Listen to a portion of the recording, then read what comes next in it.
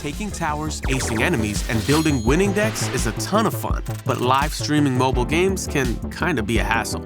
Software, stream keys, capture cards, and cameras. The only thing you really need is right in your hand, your phone. With Mobcrush, one tap, and you're broadcasting live to all your fans, wherever they are. It's super easy and super free. We'll even hook you up with sponsors so you can make cash while you play. Download the app, go live, get paid. Mobcrush.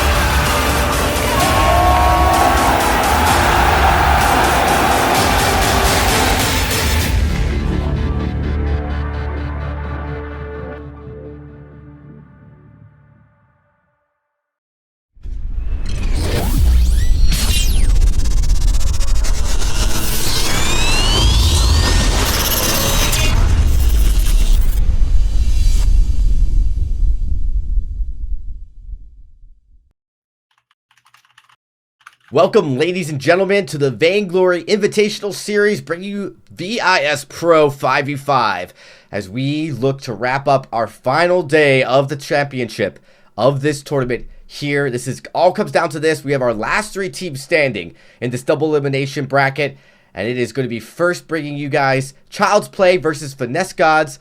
This is a matchup that really kind of came out of nowhere, just the fact to see Finesse Gods make their way through the bracket. Let's go right into the rosters. Joining me tonight, though, it is Tasty Bacon and Humanist. That's right. Our incredible, talented cast here tonight to help break down these matches and support me. Thank goodness, because you know I need it. Let's talk a little bit about the matchup, guys. Child's Play, one of the top teams, definitely one of the favorites in this matchup in this tournament. Child's Play and Tribe, they did go head to head, and it knocked Child's Play down into the elimination bracket. Really, just the end of the elimination, this elimination finals. And you know, on the other end of the spectrum, on the other side of this matchup, it's Finesse Gods, a team I don't think anybody predicted would be coming in strong. Finesse Gods beat out Nova, they beat out Hammers, they beat out Salamanders, which was that all-star OG team, and now they are going up against Child's Play, which has been playing, other than the games against Tribe, absolutely phenomenal. Yeah, it has been an incredible tournament thus far, Dragonborn. And, I mean, like you said, Finesse Gods is a team that you have some very familiar names, some names that maybe aren't so familiar to the regular viewers, but they have been able to put together these wins in order to get themselves into this matchup against Child's Play. And, you know, this is going to be a bit of a test for both of these teams, kind of a measuring stick, if you will, for both of them to see where they really stack up against the other teams here in VIS. Absolutely. Child's Play ran into that wall, which right now is Tribe. Tribe Gaming have been just unstoppable. No one's been able to even scratch them. And they now, you know, have the opportunity to get that rematch. Like, they have the ability to go back and face off against Tribe again. Child's Play maybe can, you know, get some revenge, but they've got to go through Finesse Gods. And Finesse Gods, they have proven series after series that you just can't sleep on this team. You can, even if you have a huge lead, you can have a 10,000 gold lead. It does not matter. Finesse Gods have found ways to win in the most unlikely circumstance. And that has just been kind of their go-to signature play so far. They did have that Vox and some questionable decisions into those late game turnarounds, but it can be done for sure, obviously.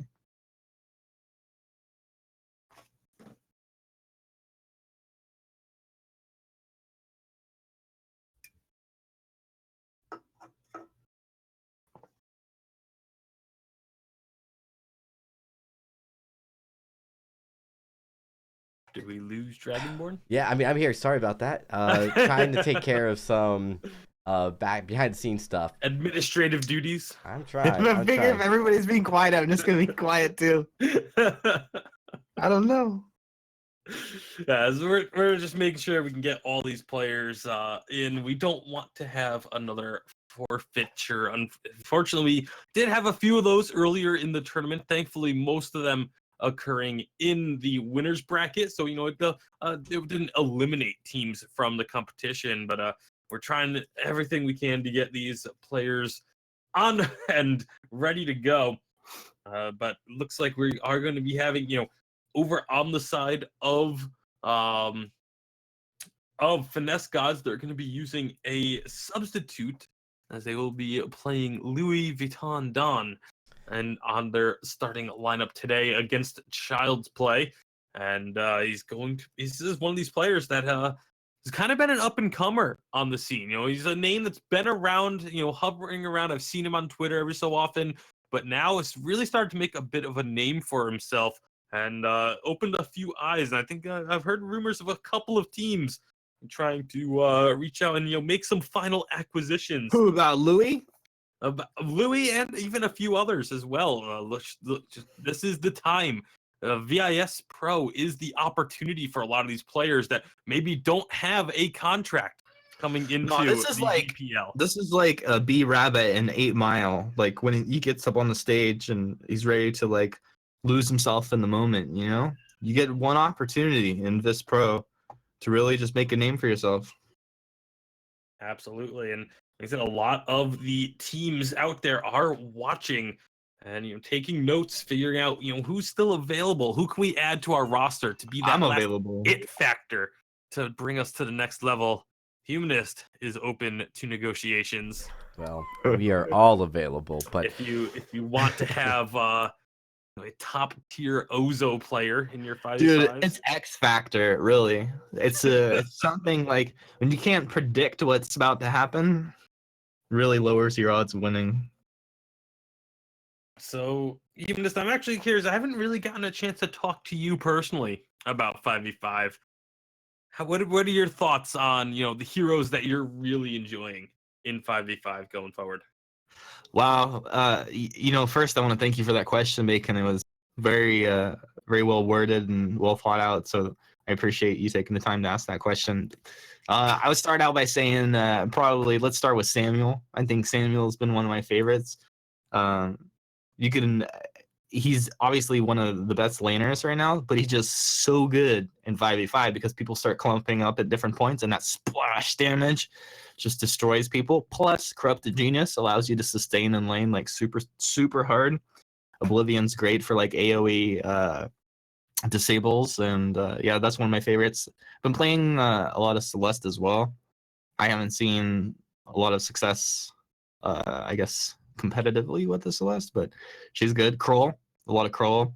Been playing some Glaive, having fun with Glaive. I played Ozo, but not as much as the others. I don't know. What about yourself? Well, for me personally, I really like the Gwen, obviously, and that's been one that a lot of people have been playing in the pro scene and in their casuals. Gwen is one of the more popular picks.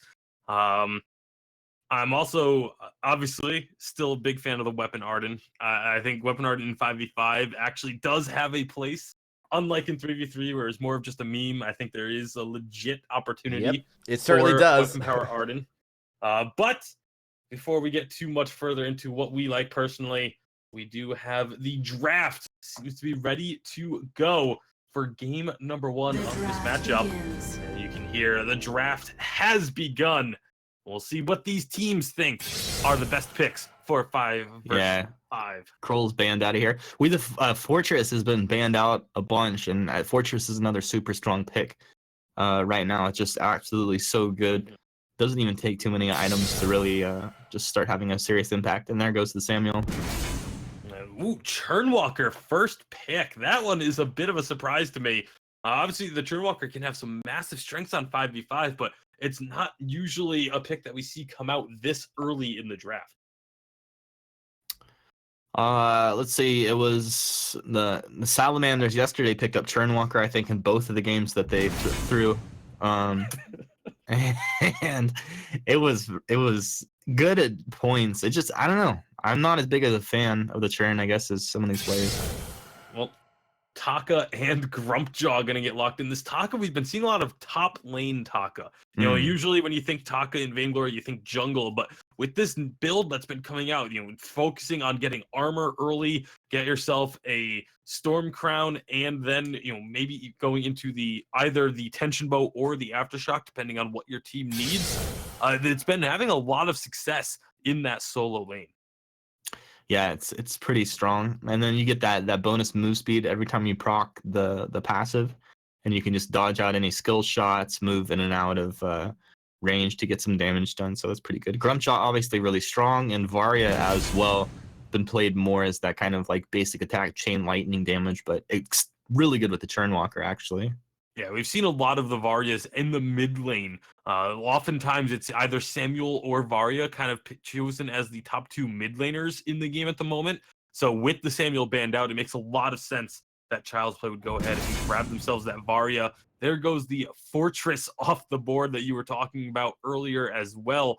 So looking at the side of Finesse Gods, they've already got themselves a solid solo lane and jungler, I would assume, with the Taka Grumpjaw. So now you feel like they're going to be starting to look for those lane carries, the Crystal Mage and the weapon carry that you see in the mid and bottom lanes. They ran the Kestrel CP yesterday. Fred the Banana Man. It's definitely a very good CP Kestrel. Not to say that that's what they will do. Kestrel's very strong in the weapon path right now as well, but that's what they were doing yesterday. Could be okay if they want to, you know, just get some splash damage through that Churnwalker. Absolutely. There's a Baptiste added onto the side of Child's Play. And Baptiste obviously still has that great lockdown potential with the Ordained and the Fearsome Shades. You throw that out with a Churnwalker on top of it, there is a lot of crowd control available to this team just off their first 3 picks. But I feel like they really do need some more hard carry potential. Blackfeather is certainly one of those heroes that can do it if he gets a very strong early game. Yeah, Blackfeather. I was maybe curious to see how it plays out. I think Iraqi was playing Blackfeather in their last game of the series last night. He did a pretty good job. Was actually carrying pretty hard. It's good, I guess, into the Grumpjaw. You can kind of get onto the Grumpjaw, get away from the Grumpjaw if you see that ult coming. Rose offensive, pretty easy deal there. Idris picked up. Idris has been popular as well. Yeah, been very popular as the CP Idris that's been coming out most frequently. Just having all that extra little bit of burst damage, all that mobility that is so important in 5v5. Now we're getting to the final 2 bans. Neither team really has a clear-cut captain aside from the Churnwalker, actually. So just kidding on that one. But I mean, it's not clear-cut. It was so long ago in this draft that I forgot. So long ago. But there is no clear-cut captain for the side of Finesse Gods. So taking that Lyra off the board could definitely be the strategy there. I like you. I like you. Ox taken off the board. I don't know if PvP's in here with this game or not, but he played pretty incredible Vox yesterday. And I think Vox is not like crazy broken at all right now, but still incredibly strong. And if he's in the right place, decent farm, he can do a lot of work. Glaive should be a pretty strong pick here. Crowd control on the side of Child's Play. There is just a lot of stuns. The only hero that doesn't have, you know, readily available stuns and you know, just hard crowd controls are the Varya and the Blackfeather, but both of those have insane mobility to go along with it. Yeah. It's actually pretty annoying, I think, with like Grumpjaw. If he's going to go after Varya, she's and just jump backwards. If she does get the full channel off, she can then jump forwards to hit you as you're running away. It's going to be really hard to deal with that. And then the Blackfeather Glaive can definitely get onto that Kestrel wherever she is. Just as long as there's like a reflex for the Glaive, you can just afterburn right on top of her. All right. Well, those are the 2 drafts for these teams going into game number 1. And it is Child's Play taking on Finesse Gods. And we're going to be getting into this first game of the series here very shortly. I think either team got a really an advantage off of this draft, just looking at the heroes that were picked. Yeah, I say I like a sides draft. I think it's gonna be a lot easier to execute on. I think when we get towards the mid to late game, that'll be the case. But I think the early game advantage will go over to Finesse God. Just with the Taka, the Grumpjaw, and the Kestrel, all three of those heroes are extremely strong in the early game. So there is the potential for Finesse Gods to get a big lead. But we've seen so many times Finesse God squad, they kind of fall behind in the early game and then make a comeback late. So if they're putting a lot of focus on the early game, if they don't get that early game win, they could be in for some trouble. They definitely could. I don't know. It's pretty strong drafts on both sides. Dragon, do you have a preference on these? It's good. It's so hard to talk about the preference, but I do love Baptiste. He's been such a menace in all of these games that we've seen. The crowd control and damage that he can put out is pretty high compared to a lot of these heroes. Blackfeather and Varia and Glaive are kind of exciting to watch. They're like going to be massive, like engage heroes where they can jump into a fight and just decimate. So that's actually something to be watched out for, because when you look at the side of Finesse Gods, other than Grumpjaw, they're pretty squishy. And so an engaged, like, engaged composition like what you have with Varia, Blackfeather, and Glaive, I think is going to work great. The thing that you have to watch out for, and this is what we saw last night, was teams really struggle to block out that Grumpjaw ult. They just seem to just get eaten up every single time, mostly because it comes out so late in the fight, and you've already exhausted all of your reflex blocks. About that time, you usually exhaust a lot of them. So we'll have to see. I do just like right now what Child's Play has. I think they drafted something great into that squishy composition. The Kestrel and the Taka, while they can go invisible, they're going to have to be very quick because they're going to get collapsed upon very quickly.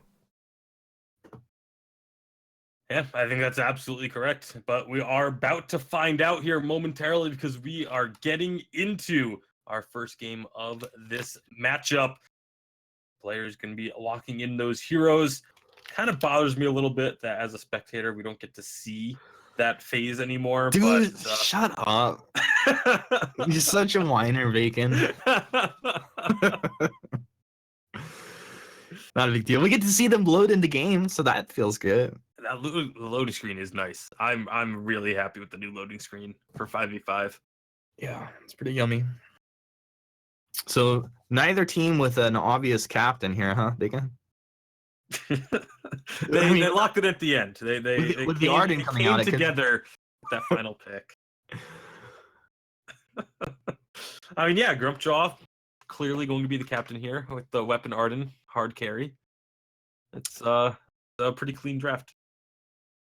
I would be pretty surprised if Child's Play can't wrap this one up with this draft they got here. But it looks like we should be getting into the game pretty soon, and then get this underway. Battle has begun. Battle for Sovereign's Rise is underway, Humanist, and let's see where these players go. Obviously, the early game rotations have become incredibly important in these matchups now. Yeah, it kind of depends. Whoever can get a little bit of that damage down first, maybe clear out a scout cam, get that just small advantage, and then snowball that over the next few minutes.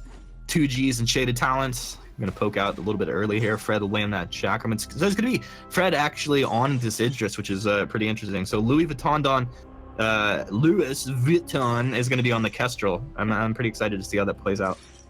And just judging from the early items, it does seem like it will be a weapon Kestrel and weapon Grumpjaw, leading to a Crystal Taka and Crystal Idris. So obviously the Crystal Idris you expect. The Crystal Taka does seem to be the more common route. So not really any surprises there from these first item purchases on really either side of the table. Yeah, so it's just our captains really farming out the last hits as they get down into that last hit range in mid. Pretty standard rotations on both sides of the jungle. You got all the laners just sharing that gold, getting through there. Chuck clears out the healing camp. He's got that CP buff, and with that he'll make his way back towards mid. And Hammy's gonna have some fun holding us lane down as Louis Vuitton's got that weapon buff. Lightning T's in position over here as well, so that's not gonna be a fun lane for him at all. Yeah, we do have a slight difference in styles though, as the members have actually, hold on, 2G's gonna get jumped on here a bit, but not really enough for a full commitment. But two members of Finesse Gods going back to base after that first rotation, while all the members of Child's Play stayed out on the Rise. still getting a little bit of a skirmish here around this mid-top river. Cause trading blows with Lightning T, but the Grumpshot definitely does more work at this point, especially early on. I would expect this Grumpshot to be able to run over that Batiste for quite a few levels, a few minutes here in the early game. Well, right now, Lightning T is going to make a move towards the mid lane. There is a scout cam there, though, so Chuck and Shaded Talent will see him approaching and be able to back off appropriately. Oh, a nice pullback, Lightning T. That's the healing flask. The Ordain catches him as well as Cause there. He moves in with the boots, trying to get on the Lightning T. Look at the damage being spread out, though. If they get almost getting Lightning T down. 2G's incredibly low as well, both popping their healing flasks. And that's a very aggressive and smart play, I think, coming out of Child's Play. It puts them in advantage position here. Man, that's one of the strengths of this, of the Churnwalker picks, is having that shared damage. And now Fred the Banana Man could be in trouble. Yeah, Fred getting pulled back. Shaded Talent actually doing an incredible job. Stormforge Spear coming through as well. Chuck doing some pretty good damage up in top. Cause and Hammy just sharing that gold on the healing treant one more time, just being super efficient about that. And it looks like it's... I wouldn't expect the Blackfeather Taka lane to really be too interesting unless they decide to just, like, kind of play chicken with each other. Yeah, it feels like it's mostly just going to be a back and forth of, one of them will push the lane up, get it to a safe spot, go farm the enemy jungle, and then the other just gets a chance to repeat. But here's Blackfeather roaming up towards the mid. Maybe getting into a little bit of a skirmish here, but I don't think anyone is really going to go low enough or commit hard enough to this. Yeah, he's just maybe a little bit of a recon mission, look to take something if nobody's there. But guess who's taking something when nobody's home? It's Invulnerable in Child's Play jungle. He's taking the weapon treant right now, so this will be a nice take for the Taka. When he gets back into lane, it's going to make it a lot easier on him. And then, of course, he's not going to have anybody showing up and having that little extra buff going against him. Yeah, and it's kind of funny, actually, you mentioned that, although Daniel could be in a little bit of trouble here, 2-on-1 situation. Well, On Point's going to be on cooldown. If he has that healing flask, he should be able to get himself back. But look at the slow. The On Point, he jumps in. Man, with that Faint of Heart, no joke. He's ready to stand his ground. Really playing with fire, though. When he gets down that low, you can tell he's definitely holding that healing flask, looking to just kind of bait them in there. Another jump. He's got the bonus move speed. Dude, you got to be careful. I mean, he's going to be just fine at this point. I mean, I guess maybe if he got, like, jumped on and then, like, a Vanguard came in super quick, maybe he could go down, but he's probably going to be okay. Well, yeah, there it goes. It's going to be the healing flask forced. Meanwhile, up in the mid lane, another small skirmish starting to break out as well, but I'm going to keep my eyes on Vulnerable. He takes a tower shot. Not going to be too worse for the wear. Turret. Turret, thank you. But in the mid here, again, a lot of action happening around this mid lane. And it actually turns out that this top lane matchup of Glaive and Kestrel is the one that has had kind of the least amount of excitement going on.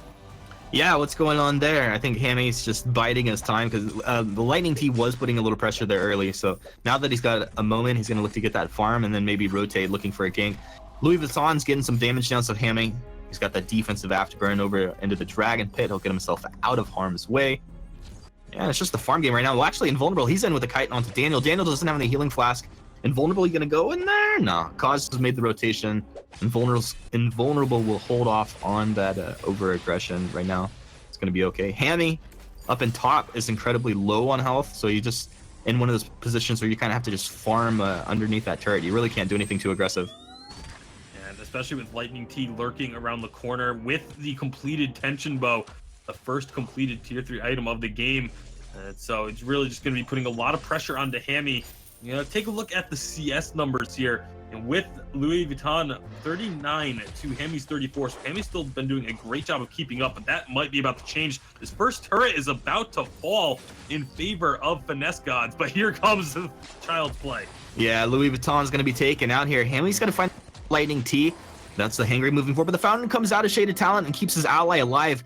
Down in bottom, though, Invulnerable jumps in, and he finds the kill onto Daniel, a solo kill down in the bottom lane, so blood in both the top and bottom lane kind of simultaneously, but a nice advantage early on for Finesse to get that turret down. Yeah, absolutely. Getting that first turret is huge. You look at the gold lead, though, it is still very much even as a result of some great farming by the side of Child's Play, but a lot of times when we see that first turret go down, that's kind of like the starting gun for the game. Is a lot of teams start suddenly going very aggressive You see just there, Hammy answers with a turret of his own. So both turrets down in the top lane, and expect a lot more roaming from those two laners and trying to make some plays across the map. I kind of see a win in this situation for Hammy as far as those turrets being down in the roaming, because Kestrel showing up to your lane is not as big of a surprise as like an afterburning glaive as far as like being caught off guard and put out of position. So hopefully Hammy can find some engagements as he moves around the map. Once again, the one-on-one continues down in bot lane. Daniel and Invulnerable kind of trading back and forth. Daniel's just trying to hit those on points. He's got a Rose offensive forward. Invulnerable's got him incredibly low. Once again, you have to imagine these guys holding these healing flasks because they are incredibly low at this point.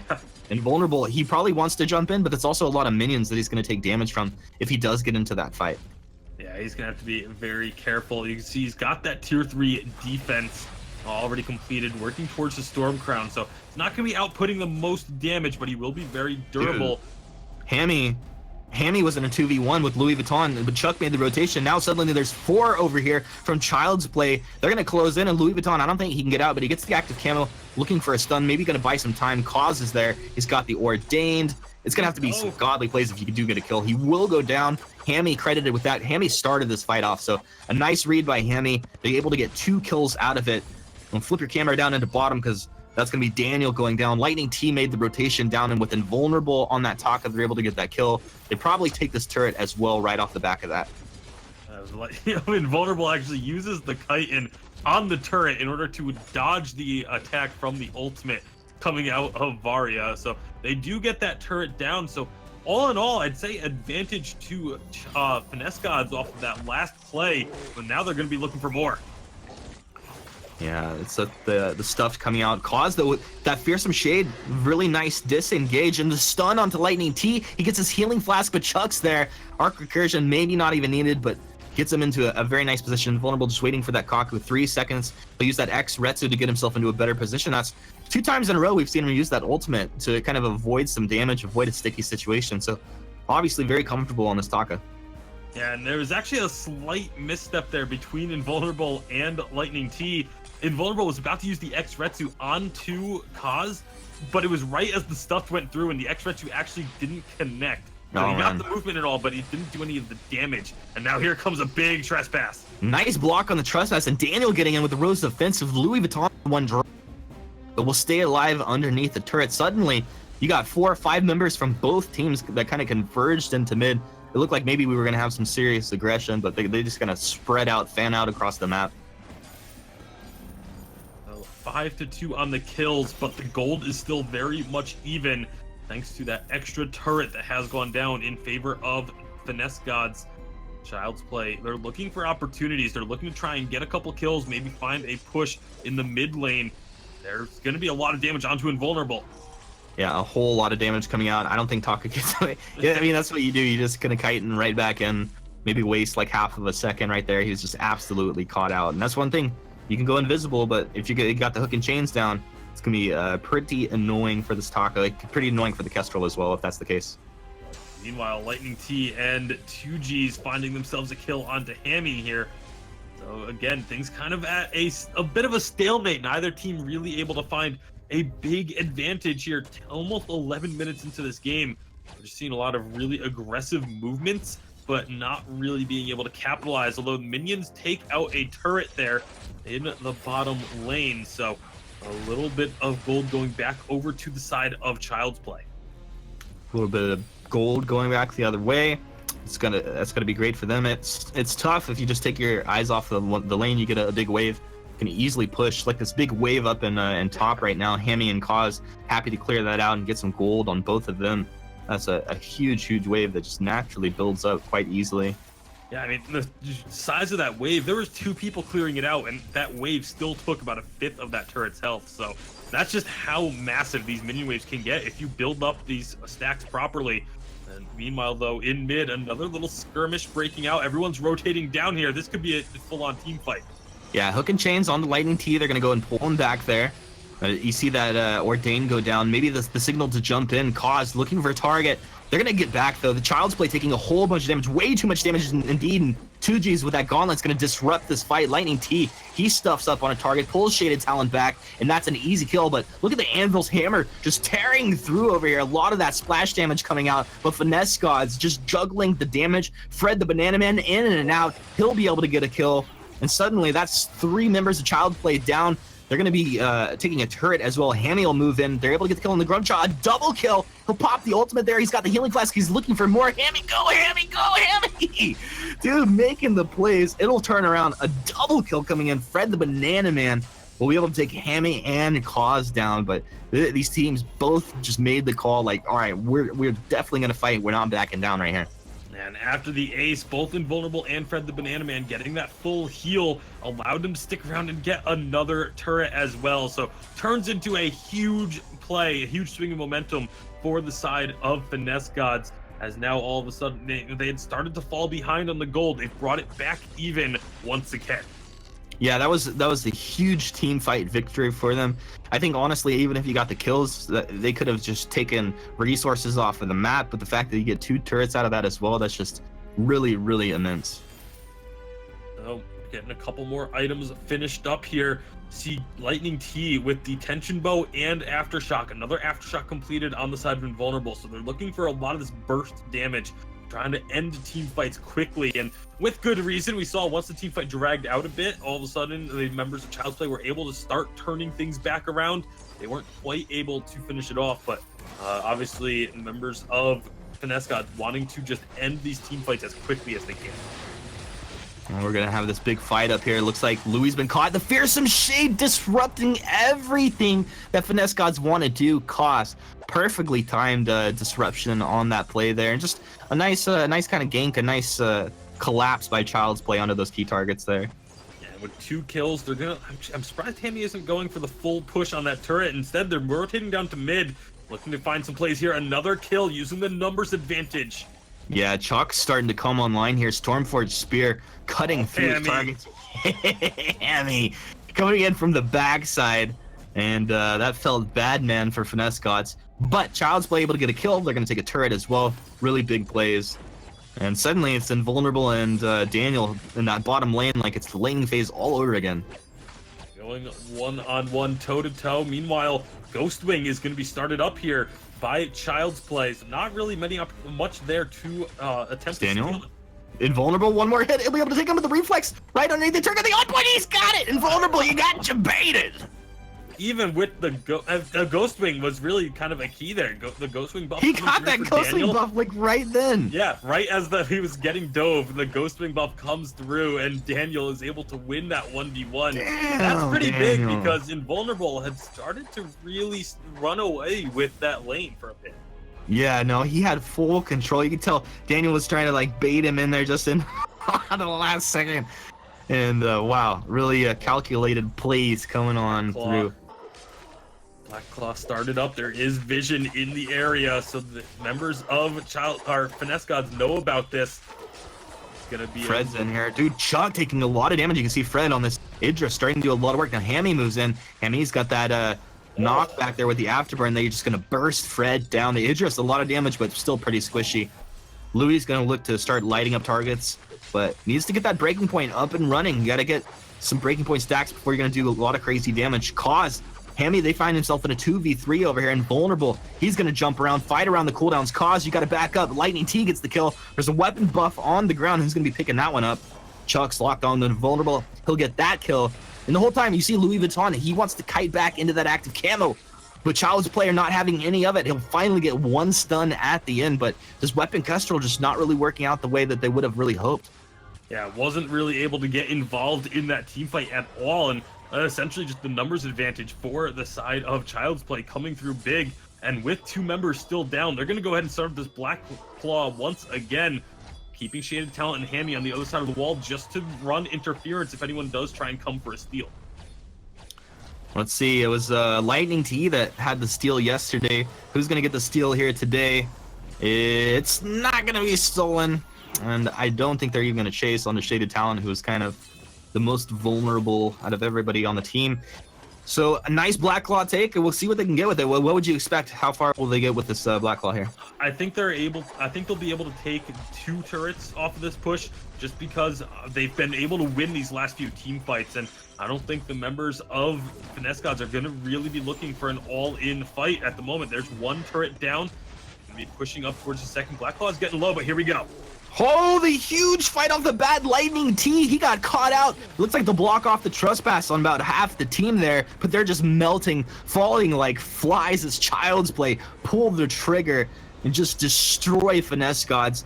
They're going to trade, I think, 1 for 3 in the end with those kills. They take the turret, the armory, and they're going to be onto the Vein Crystal. Yeah, this is going to be the end of the game. Like, and this was a situation where they just had to play, like, kind of slow roll it just a little bit, but Finesse Gods get caught out, they get killed. And that's going to be an easy GG at the end here. 17.5 minutes into this one. Child's Play, a very strong win. Yeah, very, very strong. They got a little bit of momentum going around the mid game. You know, the early game was very back and forth, very much even. The 2 teams were even in gold at around the 11-minute mark. But then from that moment on, it seemed like Finesse Guys, their composition started to come online. Once Chuck really started to output a lot of damage on this Varia, they never really looked back from there and were able to just snowball it through to the end of the game. Yeah, it was pretty crazy. Chuck was doing crazy amounts of work. Hammy with the aggressive plays, just really nice afterburns at the right time. Unfortunately, it just didn't come together for Finesse Gods. Child's Play take game 1 here, and we'll get this moving forward. Dragonborn, what'd you think, bud? Yeah, definitely a strong matchup here for Child's Play. Really good. We talked about the draft. The draft was great in the sense they had so much engage potential. And when they were able to find someone out of position, or when they decide to dive onto turret, they were able to move so flawlessly. Just like absolutely capitalize on engaging, jumping into the enemy's backline to be able to pick off those kills on the carries. That is really what it was all about. That was what their composition was drafted for. And the Varia, Blackfeather, Glaive, when they were all together in the lane, there was enough crowd control between the Baptiste and the Churnwalker to kind of keep the enemy team in place. And yeah, they were able to light it up. Finesse Gods looked like they had a slimmer of hope there. They were starting to push that mid a little bit stronger, like maybe giving Child's Play a little bit of a run for their money. But right after that, it's like Child's Play notched it up just a little bit more. Like, nope, this is not how we're gonna let this game move, and they took re-control of the match and won the game. We're going to take a quick break, but when we come back, game 2 will be ready to start. So make sure you folks don't go anywhere as we get back into the action right after this.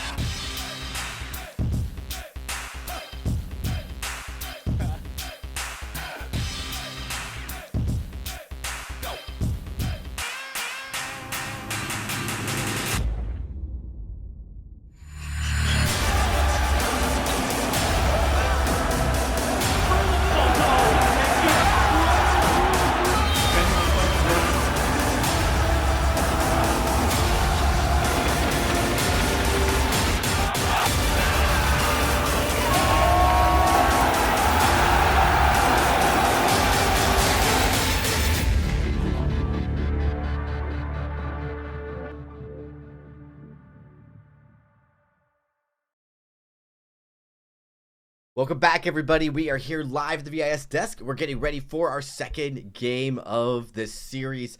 Finesse Gods trying to upseat Child's Play, who are definitely the favorites coming into this matchup, but you can see why, because Child's Play dismantled Finesse Gods in game number 1.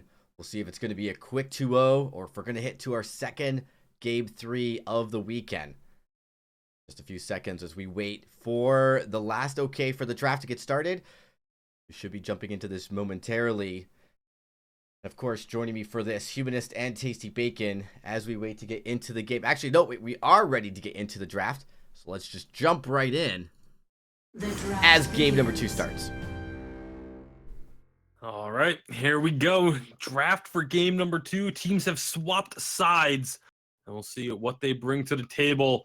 And we both kind of agreed last game that the draft advantage went over to the side of Child's Play. So what do you think the members of Finesse Gods have to do differently this time around in order to put themselves in a bit of a better position?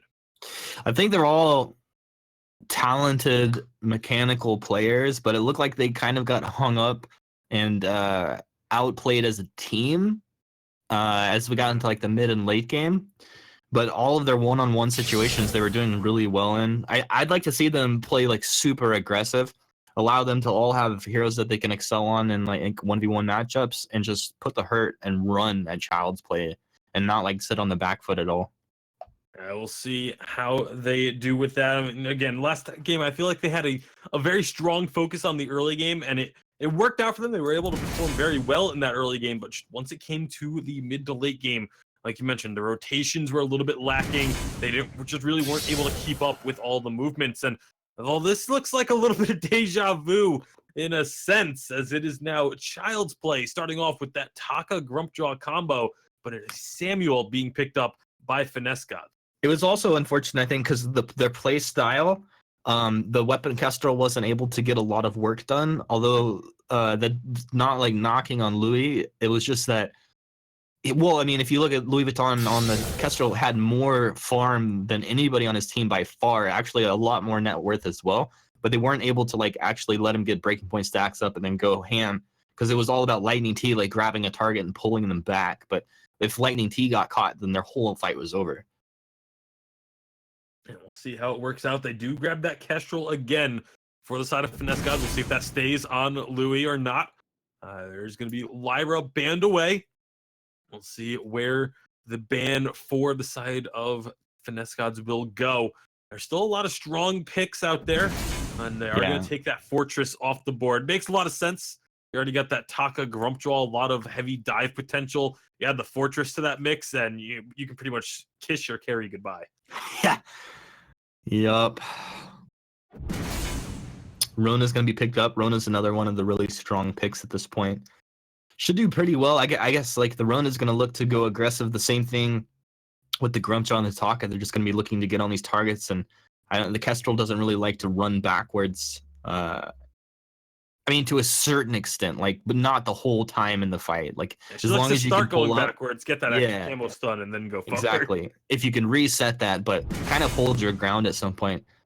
They have the Oblivion now. This Batiste is going to help them stand their ground a little bit as well. This will mean, though, that reflexes are going to have to be super important for the Grumpjaw and the Rona as they're looking to jump in.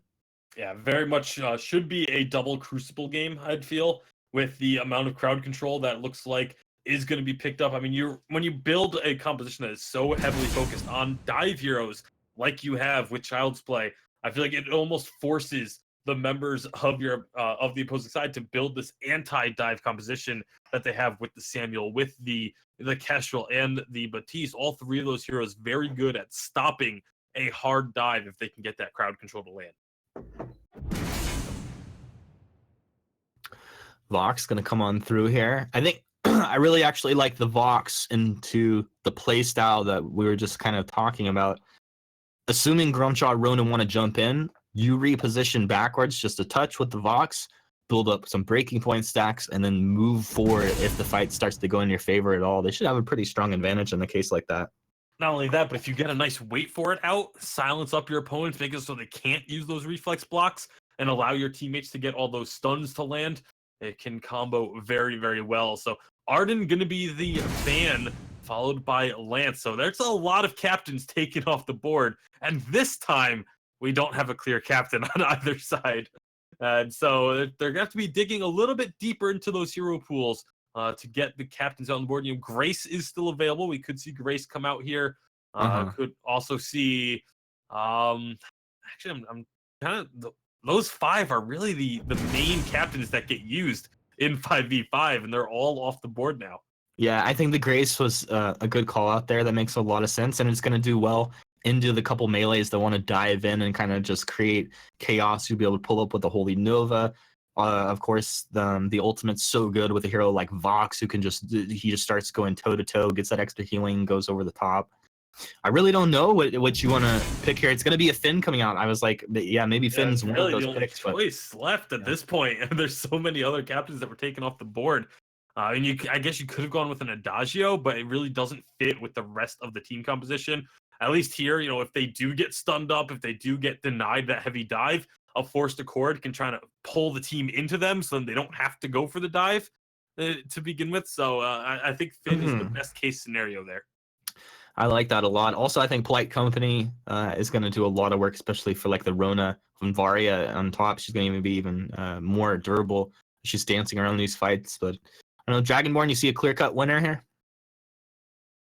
Well, this is kind of the case of like how you play to your win conditions. And this is what we see a lot when we look at drafts. 5v5 is still, I think, getting sorted out. I don't think anyone's like figured it out as far as draft. Like, there's not like one composition that's just going to win every single game, but you got to play to your win conditions of whatever composition you have. Looking at Finesse Gods, one of the things I like, and Humidus, you'll remember this, is PvP on the Vox is pretty scary. And I think if, they want to put themselves in a position to win, PvP on the Vox, I like the fact that they have the Sandal pickup. PvP here? It's a very strong pick as well. I like everything that they have. But they struggled against Grumpjaw in the game 2 of last night against Salamanders. We'll see if that really is a big problem for them going into this game. Yeah, it does feel like this shouldn't be as easy of a game for the Grumpjaw. I don't know. Taka should actually have a lot of fun here at this game, though. There's a lot less to deal with the Taka. If he can have a decent early game, start to get in there and do a little bit of a disruption, get onto some key targets on the backside, easily get onto Samuel, easily get onto Kestrel, and then maybe force focus from that Grace, like away from the Vox, away from the Batiste in the front line of that fight.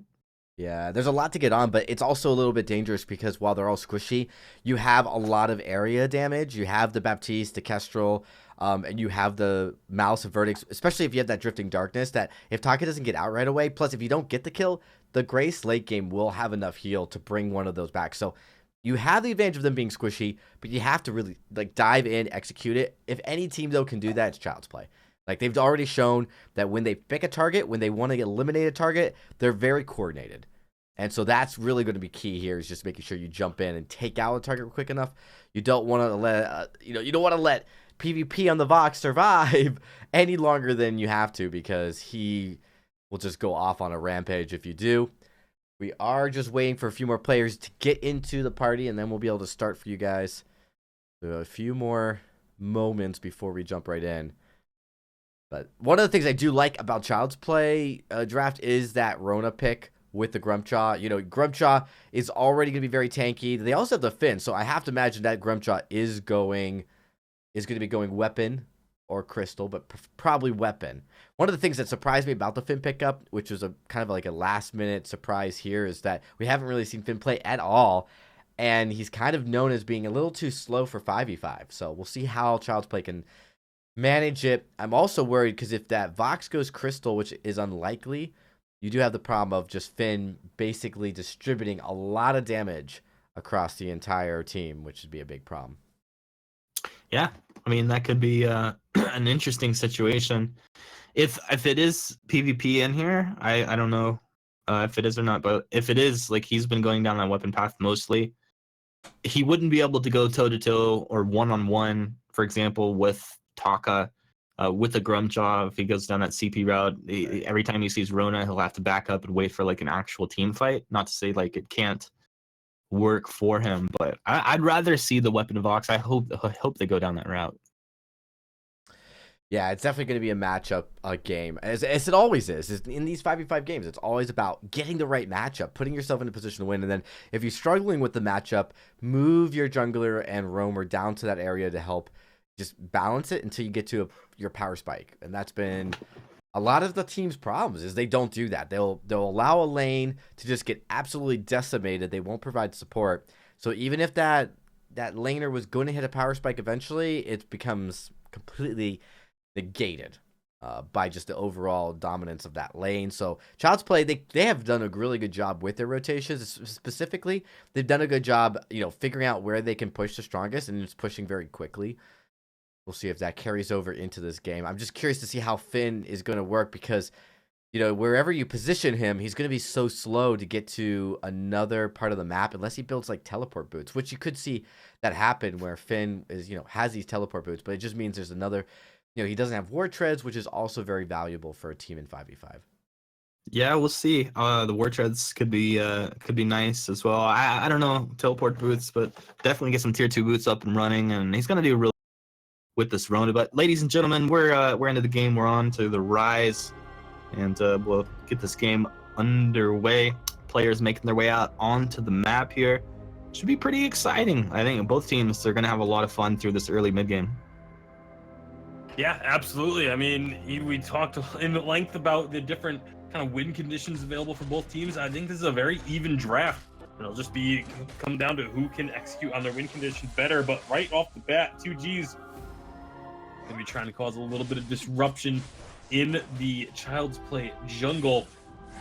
Not really gonna be too much coming from this, but in that vision battle starting up, see who gets to have their scout cams remain, and it will be the side of Finesse Gods that remain with their scout cam in that brush. So you see both of these captains going for the Iron Guard contract. I like this a lot, I think, because both of these teams are going to have a bit of a farming phase for a few of their carries in lane, and this is just going to help them sustain so they won't be forced back and just be able to get a little bit more of that the last hitting and well, I already said sustain just in the lane. Obviously, obvious point. Just because it's obvious doesn't mean it's not a good point, though. And we are going to be seeing pretty much what we've come to expect for the most part, although up in the top lane, Invulnerable getting into a little bit of a scuffle with the two members of Child's Play. He's going to be able to heal himself right back on up. Lots of sustained on that Batiste. Scuffle, that's a fun word. I like that word a lot, Bacon. Bring out something new to the all those fun sayings. It's going to be Louis Vuitton up against Hammy on this Taka down in the bottom lane. So this is going to be pretty interesting as well. Hammy abusing that movement speed, getting onto the Vox. The Vox is trying to get those resonance bounces just onto target and be an annoying threat here. But currently Hammy getting the better of Louis Vuitton on just a little bit. Yeah, just a little bit though. And there's going to be a bit of a rotation from both Kaz and Lightning T though. Kaz spots out Lightning T and takes the aggressive path. Lightning T, it's like Lightning T had his camera. I don't think he saw based off that movement. Kaz walked right into him. He got the grumpy, the hangry as well. It felt like he could have even gone in for Louis Vuitton previous to that, but Kaz making the early Grumjaw rotation, making it happen. Yeah, great job. Like you said, maybe it definitely looked like maybe Lightning T was not looking at that specific area of the map. Obviously, with the unlocked camera, you can move your camera around, look at different spots, but you got to be aware of where you are at all times as well. As Lightning T pays the price there, and Kaz, he's still sticking around the bottom. They really want to focus on getting Hammy ahead, it looks like. Yeah, why not? It's also getting Hammy ahead, but keeping this Vox down. Louis Vuitton is a player that they want to shut down. He's moved in here. I think he's just subbing in for this team, but if they can shut him down, kind of throw him off his guard, that's exactly what they got to do. He was the guy that had the most farm, the most resources in the last game as well. Yeah, so, and if Vox gets rolling, it's he's much easier to kind of get himself involved in a fight than what we saw on that Kestrel. So now in the mid lane, that's what we're trying to say. Shaded Talent, you see, has been hanging out here a lot. I think that's really the best spot for the Finn, because then if you do have to rotate to another lane, you do get that river movement speed buff. Yeah. If you're going down. So I think definitely right call to keep the Finn in the mid, but see, Lightning T could be in some trouble again.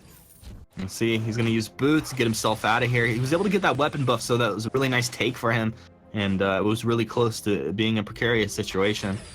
But to that point about Shaded Talent hanging out here with Chuck in mid, I think that's super smart. There's the jump in by 2G's a little harassed, but Chuck, he doesn't have the same advantage as the Samuel in the early game, because Samuel with that Corrupted Genius can sustain so incredibly easy, and then just Drifting Dark, a little Malice and Vertex, you can push waves, get that splash damage. So I think it's really smart that Shaded Talent's here. Fred was actually trading with Daniel. Daniel was trying to take that crystal buff. Fred was able to go to secure that, and suddenly Daniel's in a bad place. He's going to wait for some cooldowns. He has his boots, but Invulnerable's dropping down. There's a scout cam there. Daniel, what's the play?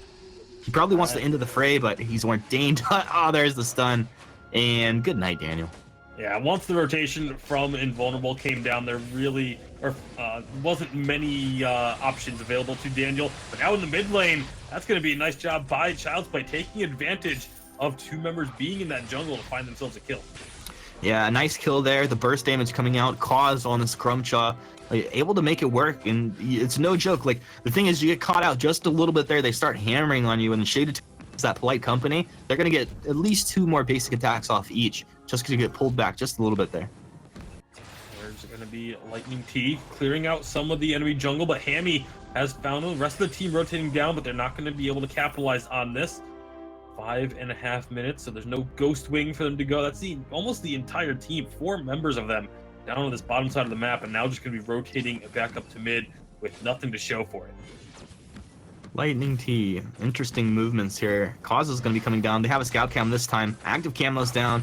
Lightning T reads that one out. He was definitely a little bit more on form than the last engagement that happened in the bottom lane. Cause is kind of interesting movements. He was hanging out in the Dragon Pit. I think he was just waiting for Lightning T to actually show up, and then he'd make the engage, but nothing really is going to come of it at this point. And we still have both captains from each team hanging out mid. 2G's on that Grace hanging out here with Fred on that Samuel, and Shaded Talon hanging out with Chuck on that Grace, or Varya. Still just kind of all calm across the map, except for the occasional jungle skirmish. Yeah, and you mentioned that at the start of this game, there was going to be a fair bit of time that was just dedicated to farming. That's exactly what we've been seeing. It's just the first 6 minutes has been all about just getting that CS, getting as much gold as you can. And both teams kind of, you can almost feel a little bit of tension as we wait for our first big team fight. But for now, it's still just trying to get as many advantages as you can for that moment. We're about to see a potential steal attempt onto this weaponry. Nice, I think Lightning. Yeah, he got it. He trolled the Cause here, and Hammy. A nice little glimmer shot came through the splash damage, and they're able to get that now. Daniel's been spotted out once again in his opponent's jungle. He'll move in. He's got that faux splitter, holding the end of the fray, looking like he maybe wants to jump over the wall. If that's the case, oh, forced to court. They pull Lightning T back. He's got that healing flask. He'll kite back underneath his own turret. I don't know. It's like he's a band or something. Shaded Talent and Chuck. They're going to look to secure this Crystal Treant, but everybody's just kind of swarming around the side. Did Fred actually get that? Nice plays by Fred. One shot. Chuck is going to get hit with that. He turns around with the Stormforged Spear. Cause is here. He's grumpy. He's over the wall. Fred the Banana Man, he's going to get healed up, but just in time for Cause to swallow him up. He'll go ahead and pull back. That's a dead Samuel right there.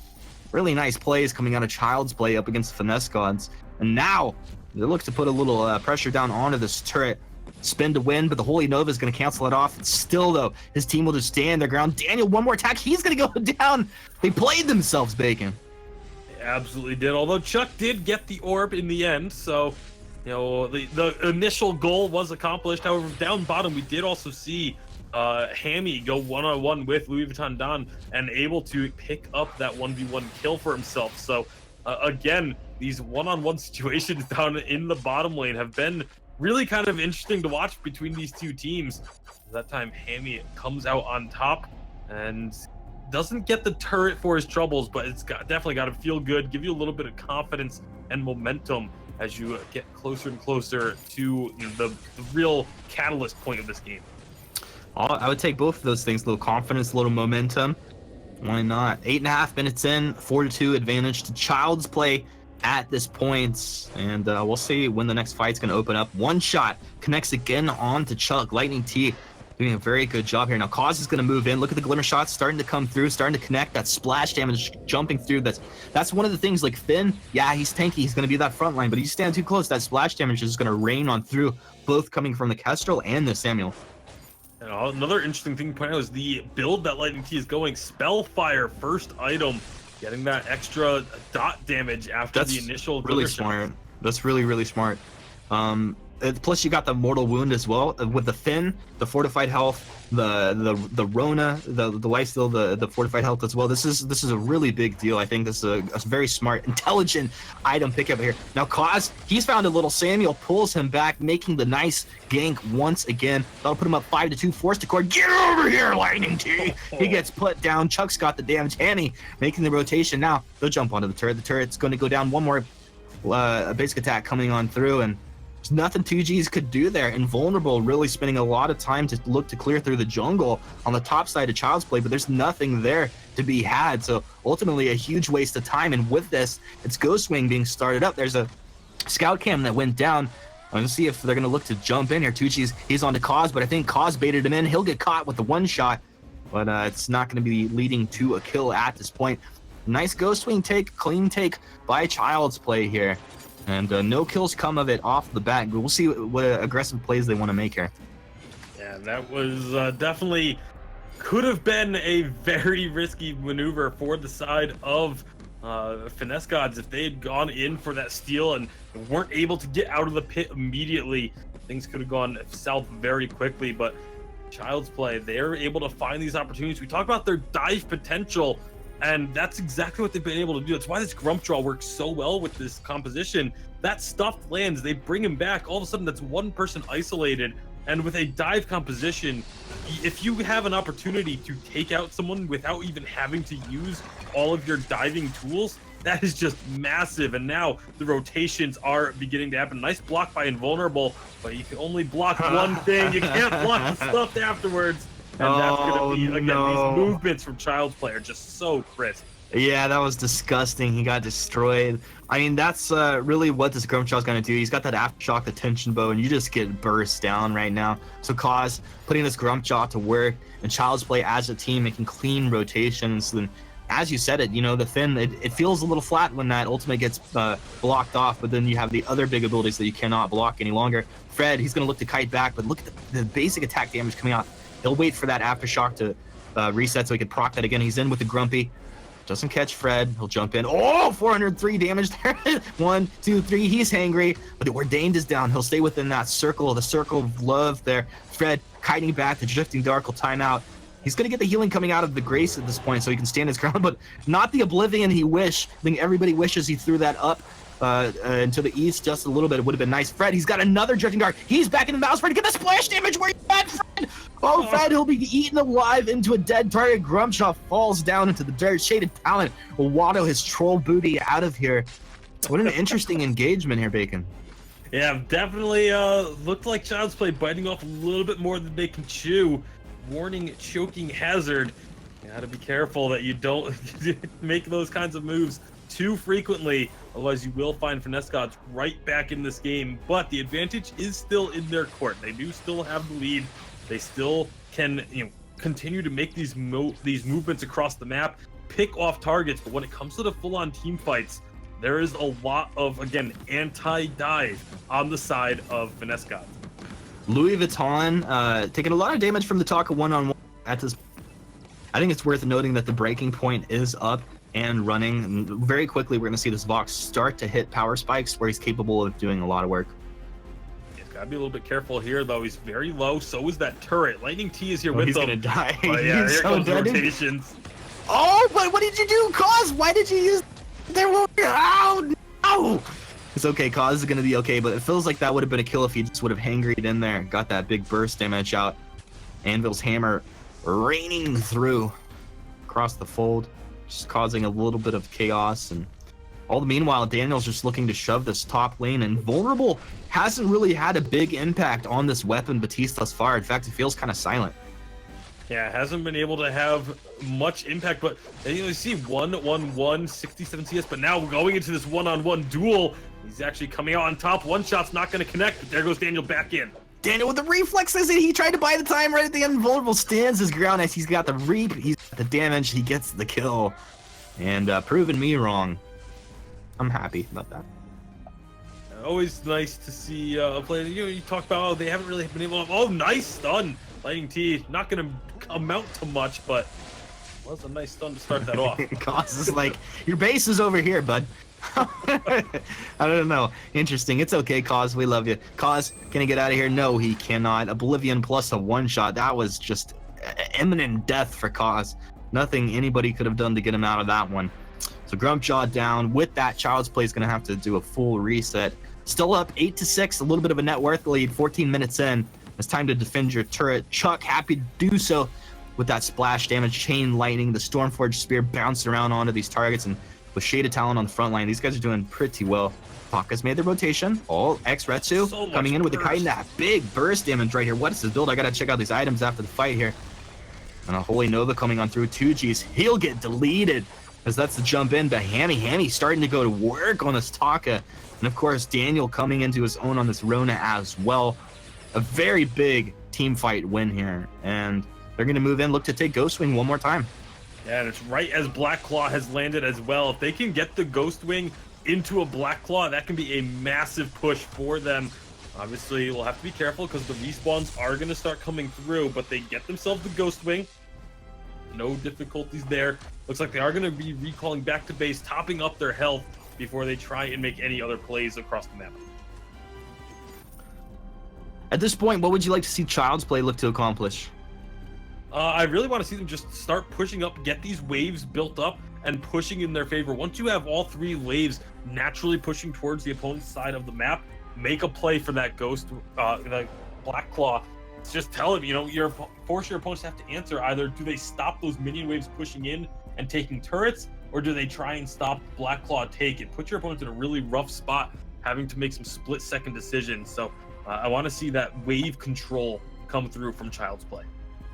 All right, we'll see if they can manage to do so. I'd also like to see Lightning T be able to land some nice splash damage out of these Glimmer shots, maybe when they clump up in one of these choke points, kite backwards, but feels like they've been just getting kind of outplayed, and when they did have a position where maybe they could make something happen, like someone had already taken a lot of damage and they couldn't commit to these fights, but you see them starting to collapse down onto Hammy and spot lane. And this is exactly what I wanted to see from them. They got those waves pushed up. You see how far forward all three minion waves are. A little bit of a skirmish is happening, but meanwhile, Black Claw just getting taken completely unnoticed. That was just Kaz and Daniel duoing the Black Claw. They get that unleash, and now they can look for more. Holy nuts. Chuck lighting Fred up here. Just like a basic attack in Stormforged Spirit, and that puts Fred down incredibly low. Now, Fred, I think, is at the point in the game where you're like, he wants to go full offense because it feels like if he goes into defense, he's not going to have enough damage to really do what he needs to do at this point. Puts him in a precarious position because if he gets jumped on, he's just going to get blown up. So that's one turret down. Chuck jumps on forward. He'll catch Lightning T with that Stormforged Spirit. Lightning T with the active camo down, but they have this scout cam as well, so they see exactly what's happening, and just a slow kind of methodical push coming out of Child's Play at this point, and it doesn't look like they're really overstepping themselves. In fact, what the nuts is happening? Kaz finds Invulnerable way up in the lane. Daniel's going to get out, but he goes down to the Spellfire, I think, of Fred here. So a crazy fight happening up in top lane. Meanwhile, Louis is going to chase. He will be able to take Chuck down. Does he stay alive? No, I do not think so. Hammy will get that kill. Lightning T is going to turn around. Hammy will be able to chase this Kestrel down. Kestrel, once you get attacked, it's kind of, you trolled yourself there, bud. That sucks, and I think that's kind of, you're at the point where Lightning T is like, all right, just stay back. Just stay back. So, all in all, off of that Black Claw push, I really liked what was happening in the top lane. Daniel was actually just split pushing hard into the top lane. It forced multiple members to have to try and answer, but there was no real capitalization on that from the side of Child's Play. They did get that third turret down in the mid lane, so now they can work on that armory if they get another solid push. But you feel like when you pull multiple members from the opposition from the mid lane on a Black Claw push to the top lane, you should be able to take down more than what they were able to do. It felt like they were just a little bit too timid on going in for an all-in fight with that turret still standing. So hopefully we'll see a little bit more aggression from Child's Play if they do get another solid push like that. But they are sticking to their guns with this split pushing Rona. You see Daniel once again up in the top lane by himself, just trying to draw as many members over there as possible. You remember that last fight where it was spread out and I saw Invulnerable way out of position in that top lane? I think it's because Kaz him teleported him back to his turret. So that's actually what happened. That's pretty crazy. Yeah, the Grumpjaw teleport boots is one of the best plays, I think, in 5v5 Vainglory that has come out. It's really, really fun to see, but we'll have to see if we can actually catch it in action next time around. But it's definitely, you take yourself out of the fight, but you take another key member out of the opponent's team fight as well, and you can really find yourself with some advantages. But right now, Child's Play looks like they're just, again, happy to just sort of slowly move around the map and look for opportunities to starve out their opponents. Rip. Louis got caught out. He was looking to teleport. Hammy stopped him with the X-Res, and Chuck was there. That's the Anvil's Hammer's going to be raining on through. Lit up. Now, he's going to move forward, buying himself a little bit more time, but there's the burst damage coming on through. And 3 easy kills for Child's Play is going to put them in a great position 20 minutes in. If they play this correctly in the next couple minutes, they could be looking to close this game out. They absolutely could, but look down up, or up in top. That's going to be Daniel in a lot of trouble. Look down up! Daniel just got absolutely caught out by Fred the Banana and Invulnerable. Again, trying to make this split push happen, but if the rest of the team isn't currently putting pressure on the opponents, split pushes don't work. At that point, you're just a solo pusher with no one else, no one really to stop you, to stop your opponents from just collapsing on you. It's exactly what happened there. So you got to be really careful when you're going for that split push strategy. You have to make sure that you know where the rest of the opposing team is.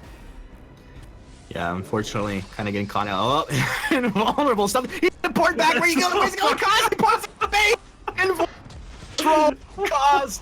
Oh, taunt all over him. Cause. Oh, what a player. Daniel's gonna port back just to get into this fun right here. I mean, have some fun. Waste this time here. Really, play with your food at this point. And Invulnerable's just proxy farming.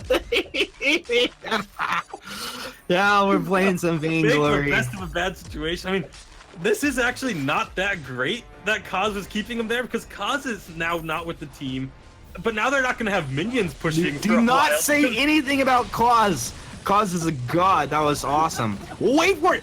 Come on through now. The chase is on Child's Play. Who are they going to get onto? It's Louis Vuitton is the target that they want right here. Hammy, he's in deep. Can they turn around onto Hammy? Hammy, they fight. Louis Vuitton stays alive. Last team. Raining the glitter shots down, but Chuck, he jumps into the arc recursion. Chuck has no fear. Now he should have a little fear. Tuck tail and run. At this point, he's incredibly low. Kaz finally gets here, but is he late to the party? He's stuffed up. Kaz, no! He's got me. That's the wall. The wall's too big. Kaz, oh no. Regrettable situation. One shot almost clips Chuck, but he's able to avoid it by walking straight back towards his base. And wow, what an incredible turn of events, Tasty Bacon. And off of all this, I want to go back to the fact that Kaz just sat there and let Invulnerable farm up those minions. They just lost the turret for it because this minion wave is now pushing heavily in favor of Finesse Gods because of that proxy farming that Invulnerable was able to do in the enemy base. So again, it was a hilarious play. I don't fault him for wanting to just have some fun with it, but at the I think it goes either way though, Bacon. A little bit further. He's on a team. He's on a team. Maybe he should have killed him. Okay, whatever the case. But he didn't. His team knew that. I really think his team made a mistake by engaging before he got out there and they had that advantage. He was just too far away.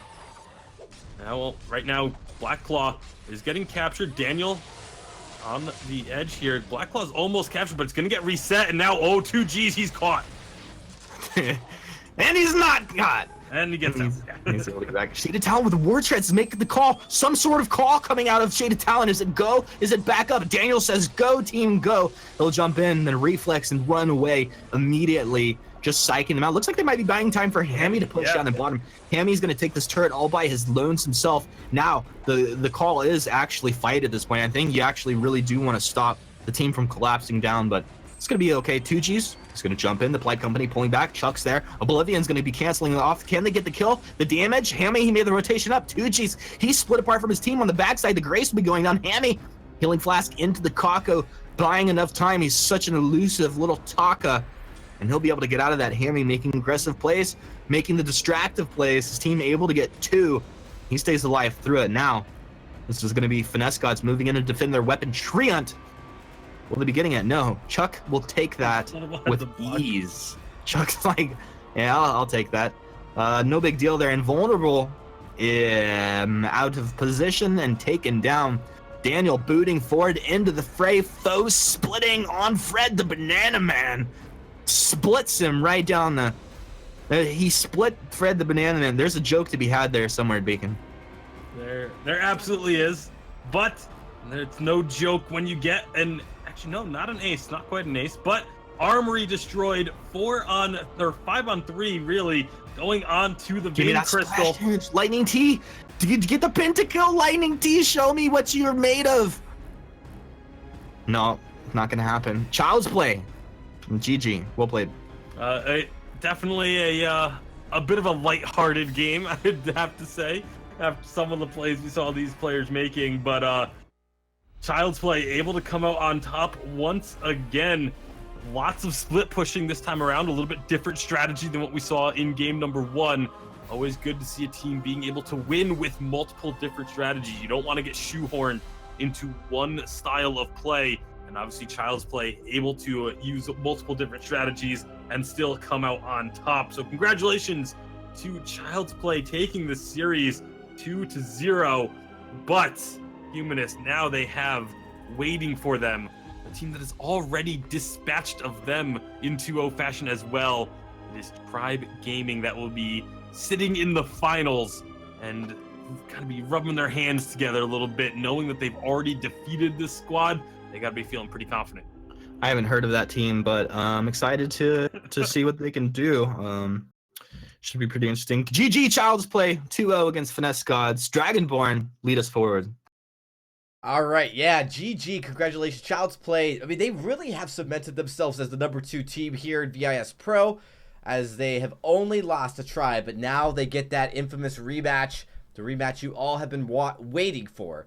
It's going to be Tribe Gaming versus Child's Play in our next series right after this. We're going to take a quick break so we can get ready, but when we come back, the final series, the grand finals, will be here live on VIS Pro. Don't go anywhere, folks. We'll be right back after this. Taking towers, acing enemies, and building winning decks is a ton of fun, but live streaming mobile games can kind of be a hassle. Software, stream keys, capture cards, and cameras. The only thing you really need is right in your hand, your phone. With Mobcrush, one tap, and you're broadcasting live to all your fans, wherever they are. It's super easy and super free. We'll even hook you up with sponsors so you can make cash while you play. Download the app, go live, get paid. Mobcrush.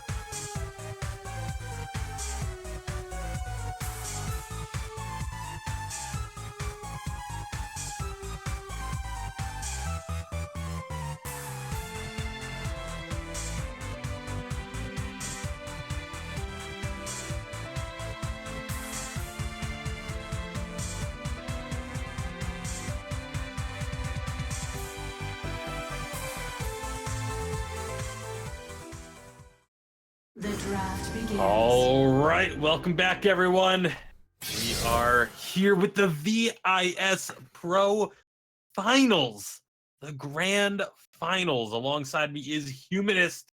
Dragonborn is over there as well, making things happen on the back end. But we are into the draft for game number 1. This is Child's Play versus Tribe. We already saw this matchup the other day, and it was Tribe coming out with a 2-0. So we'll see if Child's Play can make things have a little bit of a different outcome this time around. But a very quick start to this draft. Very quick start indeed. I would imagine both of these teams know pretty much what they want to be playing. And the only thing that should delay is if there's like a surprise pick or they get a nice counter pick or counter ban against their opponent. But Fortress is going to be coming out. This will be the first Fortress we've seen in the last couple of days. And I'm excited to see the Fortress on the rise. Yeah, absolutely. I mean, Fortress, very, very strong pick. We've talked about the fact that it's a strong pick. We haven't really been able to talk about why too much, but we'll get to see why. It's just you get a lot of pressure. It doesn't really rely on having too many items. You get the movement speed and the extra lifesteal for your team. It brings so much to a team fight.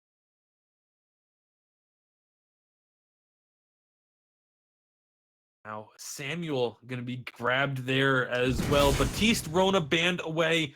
Black Feather, the next pick that is going to be Child's Play on the B side for game number 1. So Grumpjaw, Black Feather, and the Samuel. A little surprised that they haven't really gone towards that Varya. Usually they pick up that Varya on this second rotation. That's going to be going over to the side of Tribe, however. So Old School very likely going to be the one with his hands on that hero. Yeah, this team's got a lot of movement speed and mobility right now. Taka's going to be already mobile based off the skills and, of course, just proccing that passive. You get the move speed. You got the A coming out of the Fortress. That's going to be really great for them. Plus, Varya obviously can dance around using the arc recursion. So it's going to be hard to lock them down. And plus, you can turn and chase incredibly quickly and easily. Kestrel's going to come out. So this is a lot of their firepower and great turret taking abilities. Yeah, they're early to mid-game firepower, especially. And then once you get late game, that Varya comes online, starts dishing out a ton of damage. So a really strong composition thus far, but no real durability on the side of Tribe. That's the one sort of question mark I would have for this lineup that they've put together for this game. We'll see where they round out their composition with. I would expect something that is very durable, very tanky, that can be that front line. But we'll have to see a couple of bans come through first, as it is the final set of bans for these teams for game number 1. Is that Fleta in the on Tribe? Yes, it is. Yes, I pronounced it 2 different ways. How do you say it? Do you know? I've been going with Fleta, Fleta. but I don't know. You could also just go with the old pronunciation of it, which is Max Green. Oh, that's Max. Changed his name. Yep, changing his name on us, but it is Max Green. That is the one and only. So you can expect some phenomenal plays to come out of him. There's going to be Gwen banned away. I'm really surprised at actually the lack of Gwen that we've seen thus far today. That's the first time she's shown up in the draft so far tonight. So it's going to be in that banned position, though, which is kind of surprising me because I don't feel like Gwen really would have been a pick that would have been grabbed here for the side of Tribe, but you never know. We'll see. I still think they need to go for something a little bit tankier, a little bit more durable to round out this composition with. Maybe a little Ozo. Begins. Alpha. All right, I like it. This is gonna be good. Yeah, I like the Alpha a lot. Alpha is actually alarmingly durable, especially now with just the way things work in 5v5. You build a lot of defense on her. You get that second life from the reboot. It can just be very difficult to actually take Alpha down. Another pick that I'm surprised took this long. Our third game of the night before we really see the Alpha at all. But then there's a Jewel to answer. Jewel is one of these picks that you don't really see too frequently, but absolutely has the potential to take over a game. Yeah, this is going to be pretty awesome. Excited to see how this Jewel's going to play out. The interaction also, I was thinking about this between Alpha and Grumpjaw. If Alpha termination protocols and the ult explodes while Grumpjaw has stuff used on the Alpha, it doesn't do anything, right? if sorry, ask that one again.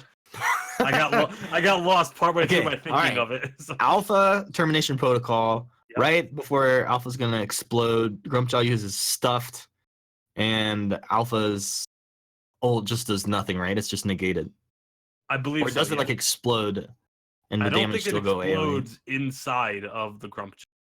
I mean, that would be awesome. I would like to see that change. It happen. would be, but that would also be terrifying. It's so Same funny. time. Like Grumpjaw ult surge goes back into his team, and then the explosion happens. I don't know. Maybe Dragonborn, you know?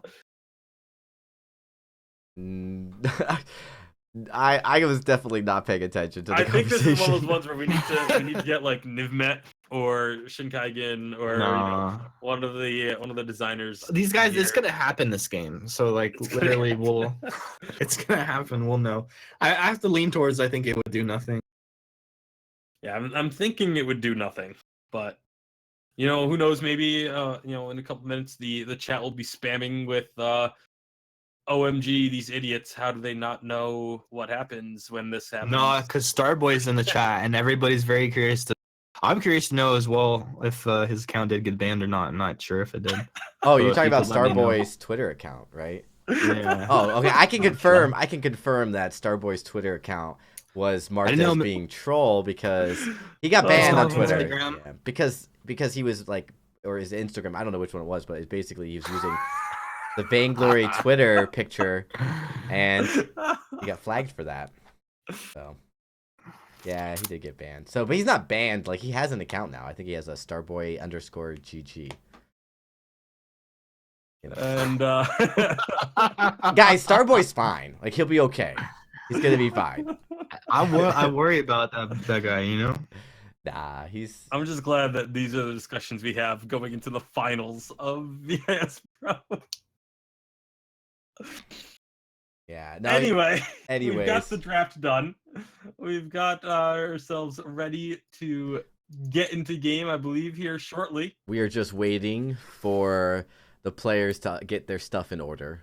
We're here. We're all ready, but it does take a few minutes, everybody, to go from the draft, which is not in-game, to in-game, as some people do use their phone for all of aspects of this match, including the draft. So there's a little bit of swappery going on there.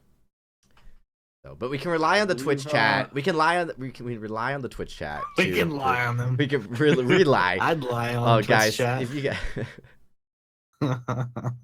you guys only knew lie the on struggle. me. Anyway, as we get ready for this game, take another second or two to get everyone all set. Hopefully, we'll be getting started shortly so that we can get back what's on your topic. analysis on this draft? Like, I want to know, like, who, numerically speaking. Numerically speaking, yeah. How exactly does numerically speaking work? You're the numbers guy. Well, you can convert like the first initial into hexadecimal, I suppose. Basically, can you go through, calculate the starting damage level 1 for each one of these players, and then if based off of the ideal situation, who should be getting first blood? Well, there's no Finn, so it becomes a little bit more difficult because Finn, being the river troll and all, it's kind of like Loch Ness. His initial damage is about 350, but aside from that, things get a little bit more complicated when you throw in some of these other heroes. We should mention that this is the finals of VISPRO, and as exciting as that conversation is, like these are right now, these are the two best teams. These are the top two teams. Yeah, like there's, and I know that's like kind of, it's hard to elaborate on any more than it is, but like for all the viewers watching, like you are watching the absolute two best teams in North America that anybody knows about right yet play 5v5, and this is kind of exciting, and I wish we had more to talk about because we just don't know enough about these teams and about 5v5 to really elaborate any more than that. But I just wanted to interrupt this counter just to put that in there. I should also probably interrupt you guys as we're waiting, just to let you guys know that, this stream is brought to you and sponsored by Mobcrush. Mobcrush no longer just a place to watch streams. They are now the full package to provide you the tools to stream to all your favorite platforms, including Twitch and YouTube and Facebook. So if you guys want to stream directly from your phone to all of your channels, make sure you check out Mobcrush today. We thank them for their sponsorship. It's been pretty awesome working for them, or working with them. I mean, not for them, working with them over the last 2 years. All right, guys. Looks like we are ready to get into the game.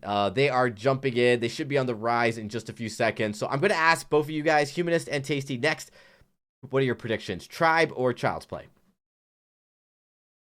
I think just based on what we've seen from all the games thus far in VISPRO, I'm going to have to give the advantage to Tribe. They've just looked so clean and so dominant throughout. I mean, obviously, Child's Play is very talented, but this Tribe roster is all right, that's enough. Humanist, who do you think is going to win? I love when you cut him off, Dragonborn. I'm going to go with Tribe here. I do like the draft. I think there's a strong team unit as well, so I'm leaning towards Tribe. All right, well, we're into the game, so let's jump right into the rise with my casters, Tasty Bacon and Humanist. You know what I'm saying, Dragonborn? We're into the game. We'll see. I don't think these guys are going to look for a skirmish right off the bat. I'm pretty sure both of these teams will be happy to avoid actually taking any damage and just getting their level 2s as quickly as possible. Bacon, you expect anything else? I expect exactly what you just said. You know, neither team really going to be super aggressive. We'll get some scouting being done. You maybe an attempt at a steal from Arden, but the Vanguard doesn't take away the Treant, doesn't get the orb. So with that, Fortress attempted to do the same thing, but neither of them being successful is just going to lead to a pretty safe start. Although Fleta going to recall, it's going to put him just a touch behind Shaded Talent. So he'll get a few of these minions here in the mid lane. Yeah, I think he significantly lost out on that early in game because he took the damage. He didn't want to pop the healing flask, so he ports back so that he has that full health when he gets back to lane. But A, he missed out on the last hits the Shaded Talent got, and B, he's also went for boots, which are going to be on cooldown as well. So Shaded Talent taking the early advantage there as far as the captains. Yeah, we'll see if anything actually ends up coming from that, just because typically those level 1 sort of skirmishes and the level 1 differences don't really have a heavy impact. You see Shaded Talent, he got 3 CS to his name, so it's not like he got this massive lead that's going to be able to snowball out of control. So not the end of the world for Fleta, although interesting spot for the scout cam there. Usually you typically see people put them in the brushes just to provide vision of the full brush, but at least by putting it a little bit further back, it does give you a little bit more early warning. But we'll see if they can make it pay off. That's going to be Chuck. That's going to be Chuck and a Drifting Dark dipping back there. Isle of Joseph, a nice prime directive catching him from range, but he's not going to be able to follow through on that. But you can see this could definitely going to be a threat to the Samuel as the game goes on. That's going to be their key target that they want to get onto. Absolutely. Between the Samuel and obviously then the Black Feather, those are going to be their 2, I think, priority targets. The Jewel could also be, depending on how aggressive Hammy plays, as Hammy can just, if he goes too aggressive, he can easily be targeted and singled out and taken down. So the Jewel is a high-risk, high-reward type of play style. So obviously you have a ton of damage, but if your back is turned, you don't have much defense. Yeah, exactly. We're going to see, this is going to be a weapon Jewel, right? With like a proc Grumshaw? Most likely. I would assume so. I would be very surprised if we saw anything other than that. Yeah, I do love the CP Jewel, but wouldn't expect it to be coming out here in a game like this. In the meanwhile, Shaded Talent hanging out with Chuck. So you got the Samuel, plus he's got the Arden hanging out with him. Makes it very hard for Old School. Old School will get shoved underneath his turret. So he'd just be sitting there farming, last hitting underneath that turret. And that's pretty much all he can do as long as there's a wave there. And we'll see if either of these mid laners start to make the rotations to the side lanes. But for now, things have been pretty quiet through the first 4 minutes. There's been a little bit of kind of poking around in the bottom lane, but other than that, been pretty safe farming across the board. Take a look at the CS numbers in the mid lane. Chuck 21 to Old School's 22, so right on par there. Daniel with 16, whereas Gabe Bizzle sitting at 20, so a slight lead in favor of Gabe Bizzle's Taka. And then in the bottom lane, Hammy 27 on the Jewel. Compare that to the 25 of Dienzio, so very even across the board. I told you you're pretty good with numbers, Bacon. I think you just showed all of us You are a force to be reckoned with. Cause also a force to be reckoned with. Moves over. He's going to be caught out, though. Joseph's here. Gabe drops down. But a nice prime directive catches him over the wall. The Vanguard will come on through. Joseph's probably going to think twice about this as Chuck starts to make the rotation, running down the river with great haste. Look at that. The movement speed as he moves along the current of that river. Such incredible strategy to be used there. Meanwhile, Daniel's just underneath his turret. He's like, team, I can't rotate. I've taken too much damage. Plus, the lane minions are here. So he's being efficient as possible, and it pays off for them. That does allow a little bit of movements now to be opened up to the members of Tribe by forcing Daniel underneath his turret. If Gabe Vizzle can constantly keep this mini wave pushed up, Daniel's going to have to stay underneath that turret and allows the movement to the mid lane towards the bottom side of the map. See 4 members of Child's Play down here on this bottom side looking for DNCO. See if they can find anything there, as Flade is going to spot them out, so they know something is up. It doesn't look like, I think everyone's just going to end up backing off as a result, but minion candy being used. There's the big red button, not really going to be capitalizing on anything. Would have much preferred to see the big red button. If you're going to use it in that situation, throw it onto the turret, get some extra damage down there. But Kaz and Hammy now heading for the hills. Heading for the hills, heading for high ground. They're going to be okay. Fleta and Joseph will be moving towards mid, but Chuck knows where the rotations are coming from. They have that scout cam down in the river, so they're going to be just fine. No surprises there. It's going to be Cause right back to the jungle. Daniel still sitting on, sub 50% health and just trying to farm in the lane. Right now, Gabe Vizzle with the Storm Crown on this Taka. He actually has pretty serious advantage. It's much easier for this Taka to get work done, I think. Yeah, absolutely, and that's a result of the build. This build that a lot of players have been going with the you get the Storm Crown, you get yourself a bunch of defense. You just be very durable, but you have that Storm Crown to be able to push the waves very quickly as well. So it's a build that we've seen a lot of people going. It's kind of up in the air as to should you go for the defense first or go for the Storm Crown first, but it really kind of depends. Max Green's going to be eaten up. Cause pulls him back, and Fleta is most likely going to go down. That'll be the healing. Well, either way, he's going to be going down, and that's pretty rough. Max taken down and will allow Old School to get his CP buff, but we'll see if that's going to pay off for them. Getting that kill, trading it back, making the kills even on the scoreboard 1-1. Look at the gold, that's still dead even as well. 20,000 gold apiece. Neither team able to find an advantage here in the first 7 minutes, but it's usually around the 10 to 12 minute mark that we really see things breaking wide open in these 5v5 games. I wouldn't expect anything different here with these two teams going at it. Chuck and that Drifting Dark moving on forward. Old School stand his ground, try to avoid out the mouse. Whole bunch of damage. Fleta was a little late to the party, getting into mid lane and allowing Cause to trade out damage on him as well. So you see Child's Play kind of flexing on Tribe there in mid. And now they're going to make a rotation down at the bottom. They'll be as forced. Chuck just shopping? Yeah, Chuck's just going to shop. Actually, they're all going to be shopping right now. So they kind of psyched me out. I thought it was going to be rotation bottom, but they're right back into lane. Oh, here comes a rotation into mid. Fleta's caught out, so this will be... What? Okay, Cause. He got to use his ult, so that feels good. Style points there. They get another kill. Max dies again. But I don't think they lose too much off for this. No, they really don't. It's not going to be a play that really affects them, but if this rotation pans out to top, it's not going to. Gabe Vizzle sniffing that one out and able to get back to safety.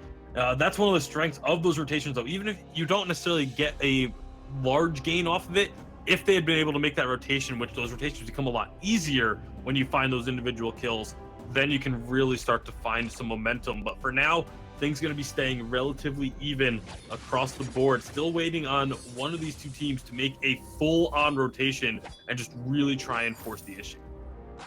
Joseph playing games. He'll be able to get that healing tree in a way as he's in there. Looks like they're going to go ahead and charge up. Old School's going to let loose on that Varia ultimate right now, just kind of being a nuisance at this point. Not really too much damage coming out, but forcing movement, just forcing a little harass damage out onto Child's Play. And it's kind of just quiet across the map. There is harass coming out in all lanes, and everybody just trying to farm as best as possible. Yeah, absolutely. And again, right now, both teams doing a very good job with their rotations and counter rotations, not allowing their opponents to find these opportunities to get a sizable lead to start building. Gabe Vizzle Gonna get chased out a little bit by Daniel, but he's willing to go back on in. Steals away that treant. He's gonna get that healing. Daniel gonna just be left wanting a bit. However, now we're in the mid. We're gonna be getting a little bit of a skirmish here. Old school. He took a lot of damage. Fleta had to use that fountain. Blocked off. Fleta's trying to get back underneath the turret. But Rose defensive forward. Daniel getting the Vanguard and able to put that damage through to get the final kill. Old school gets taken down as well as Chuck's able to come on through. Joseph putting that infinite reboot. Gabe Vizzle dips around the backside. Hammy coming on in. He'll turn around, just thunder strike this turret right here as suddenly Child's Play descend upon the mid lane, taking the kills, taking the turret. Looks like they'll move over for Ghost Swing as well. Very clean execution. I said I was waiting for one of these teams to make that full team rotation. That is exactly what Child's Play was able to do there. All 5 members going into the mid lane. They get a couple kills. They get the turret and the Ghost Wing. And just like that, we have our first impactful lead of the game, 10.5 minutes in. All right, so they get the Ghost Swing, but up in top lane, Gabe Vizzle was able to make a beeline towards that turret. So will be able to take that turret for essentially free and then start to move back across the map. So that is kind of like a minor victory for Tribe. A minor victory, kind of more of a consolation prize than anything, I'd say, just because losing out on that the turret and the Ghost Wing and multiple kills has definitely put a bit of a gold advantage to the side of Child's Play. But now Dienzio, he's going to be in a lot of trouble here. Oh no, this is really not what you want. It's Tribe, because the thing is, Dienzio, he hasn't been moving thus far. He's been cemented in his lane, getting all of the farm as possible. He wants to get his item spikes and then start contributing. But if he's not going to be moving around the map and then get that rotation, damn, that hurts. Yeah, it hurts a lot, especially because Hammy had already been pushing in towards the turret. So because of that kill, all of a sudden now that's 2 turrets taken down by the side of Child's Play. They have got all of the momentum on their side. About a 4,000 gold lead has been built up as well over the past 2 minutes. Now, just like I said, just 2 minutes ago, this game was completely dead even, and now Child's Play looking to ride this wave of momentum even further. Yeah, there's a lot of damage coming out right now. Chuck doing a great job on this Samuel. He has all through this early mid game been applying the pressure. He has advantage over Old School's Vari at this point, and they're taking advantage of it. It's a really nice plays, forcing Joseph to even just sit here underneath this turret with Fleta on this fortress, and just super defensive positioning coming out of Tribes. Not really where they want to be. Not at all. They are going to be rotating around. You know, the one sort of saving grace when you're trying to play a more defensive style when you fall behind is that you don't have as much distance to cover when you're rotating lane to lane. Like Dienzio, you know, can very quickly go from that tier 2 turret mid to the tier 2 turret bottom to clean out those waves. So that's kind of the one silver lining. It's not a great silver lining, but it's at least something that you can hold on to just to keep your head in the game, keep yourself motivated, just work on getting those CS numbers up, work on getting that gold and trying to catch up, trying to close that gap. Another big red button comes out, just kind of a harass tool out of Hammy at this point. Not too significant of damage. Chuck in that Drifting Dark. I think only 1 out of those Malice and Verdicts hit it out of those 4. And once again, we got Gabe Vizzle up in the top lane, just trading one-on-one with Daniel. It's a Black Feather versus Taka. We've seen it in the last series as well. It's funny how this is kind of coming to light one more time. And then you got the rest of the players just in a 4v4. It's Child's Play just kind of just slow sieges down this lane. They're allowing Chuck to do work here. Anvil's Hammer is going to get dropped. I don't know what the reasoning behind this is. Just getting a little antsy, Bacon? I think a lot of it was just keep your opponents at bay. You know, the minion wave was about to crash into the turret. You don't want to have a team fight there. And with the Anvil's Hammer active, it kind of keeps your opponents from wanting to group up and go for a team fight.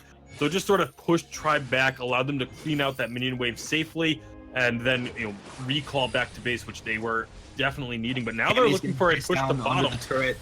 Yeah, it's huge play. Shaded Talent late with the gauntlet. So suddenly, this is how Tribe pulls himself right back into the game. Like, that's a big ultimate wasted the kill on the Hammy. And also, talk about the power spikes, Bacon. You see that you got the breaking point out onto the Kestrel with the weapon infusion right now. Yeah, well, Kaz, he's not scared at all. He's going to charge in. Here comes the rest of the team chasing behind. God damn, you're right. They're not scared at all. Kaz, he's going to eat him up. He moves in with the Grumpy. The Oblivion comes on through, trying to disrupt, but not even really needed. Joseph actually gets through the infinite reboot. They turn around, they take the Grumpjaw, but not before Blackfeather can take down the Kestrel. It's going to be Old School finding a kill as well on the end. Stormforge Spear kind of off the mark. At the end, Joseph drops down, so Dienzio and Joseph go down. Dienzio the first to be caught out there. Kind of an interesting trade. Yeah, but while all that was going on, Gabe Vizzle was alone in the top lane, and he just got a turret taken down. Hammy is finally going to be there to stop him, but all in all, that was a big advantage to the side of Tribe. They got themselves a couple of turrets. They got a few kills back. You know, traded kind of evenly when it came to the kills, but getting multiple objectives for their trouble as well has really closed this gold gap once again, but now they're looking for more. Oh, the jump. And this is the thing with the Fortress comp, like, while on paper you're like, all right, this is an aggressive run at you, expect it to happen early, it doesn't always happen early. They're hitting power spikes right now, and this Fortress is allowing them to, anytime a target's just barely out of position, like Hammy before and Chuck right there, they're going to pull the trigger and get these kills. And that's the thing, if anyone is away from the rest of their team, they can just be annihilated. There's so much burst on this Tribe squad. Now with Ghostwing being captured, it looks like Child's Play are in position to try and contest. They don't have Chuck with them, though. That's one of their big damage sources, so they're going to have to be careful. Ghostwing gets captured. Nice try by Hammy to steal it with the big red button. Next Retsu in. Atlas Pauldron applied right here. Hammy taking damage. Dip back towards his team. He jumps in, kiting right into enemy territory. Cause with the healing flask and the fountain, I think, came out. A Shaded Talon as well will get them back. Oh my goodness, he almost got blown up. Now Anvil's Hammer is going to force them to kind of move around here. They won't be able to teleport back, and that's kind of a troll, but also smart play coming out of Old School. Yeah, just that little bit of delay in your opponents getting back to base. It buys you a little bit of time, because that whole time that they're dodging the Anvil's Hammer, Joseph's making his way bottom to push this wave up, try and work towards another turret perhaps. You know, they're going to be just moving around the map, getting a little bit more gold. They destroy that mid turret, and just like that, all of a sudden Tribe are right back in this game. It's a 1k gold lead, still in favor of Child's Play, but these past few minutes have been all Tribe. Yeah, the numbers say this game's in favor of Child's Play, but it feels like the momentum swung the other way, and honestly, it feels like in a straight up fight right now. It would be going the way of Tribe. We'll have to see if we do get a straight up fight, because I don't think they actually really want a full-on team fight. The way that Tribe's been playing the last few minutes has been relying on picks, taking one target out of the situation. But right now they know that Daniel is up in the top lane alone. They start up this Black Claw. They take it so quickly. Is there going to be a steal attempt? Nah, no steal, and they're in danger of being marked here and chased down. Max on this Fortress, that's 4 seconds on his A when he marks a target that his team has movement speed running at that target. It's a huge deal. Well, now they're going to be moving up, split pushing a bit with this Black Claw. Only 3 members going to be hanging out in the mid, so they need to be careful that they don't get jumped on. Gotta watch for Cause. Old School comes over the wall and almost deletes Chuck. Yeah, that was huge damage coming out there. Bolivian thrown out, but just super defensively, it's off the mark. It's not going to catch anybody. And with that, the Black Claw is going to take 1 turret. They're going to be looking for this other base turret here. And Gabe Vizzle's not even with the team right now. This is a 4v5 situation as they shove down mid, because Gabe was just shoving top lane, and he's going to think twice about that and go and back himself out of this one. But you can see they're getting a whole bunch done with just 4 members. Yeah, they get another turret in the mid lane. They almost take down that base turret and try and break open that mid lane, see if they can start working on armories. But again, these past 6 minutes or so have been all Tribe. The gold and the kills still in favor of Child's Play, but it has not felt like Child's Play have had an advantage for a while now. I mean, what would you want them to do to get themselves a little bit back into this game? I think the main thing they really need to just focus on is grouping up. Don't let a member get picked off like they had been for the past few minutes. Stay together, force fights around the. I think in a full-on team fight, Child's Play still has an advantage. So just group up, start pushing out these waves. If Gabe Vizzle is gonna go solo, the moment you see him on his own, you need to pull the trigger on that 4-on-5, or just catch someone out yourself. He's gonna eat up Joseph and pull Joseph back, but the fight split. Hammy taking a lot of damage. Dienzio stands his ground. Old School able to get that kill. Shaded Talon dropped down, couldn't protect his teammate. He's got the gauntlet down, splitting apart Tribe at this point. And this is Samuel trying to kite back, but Gabe Bizzle's able to take him, get that kill, putting the aftershock to work. Oh no, he's even taunting in the midst of the fight. Who is this guy? Bad manners? I don't know. The developers put it in the game. I guess you should be able to use it. And suddenly 3 kills for Tribe. Child's Play on the back foot. Another Ghost Wing going to be captured up here, Bacon. This is looking real tough for the children. Yeah, Tribe really starting to feel it here as they've now won a flat. That was a full-on team fight, and Tribe got the win. They were still able to force the members of Child's Play to split.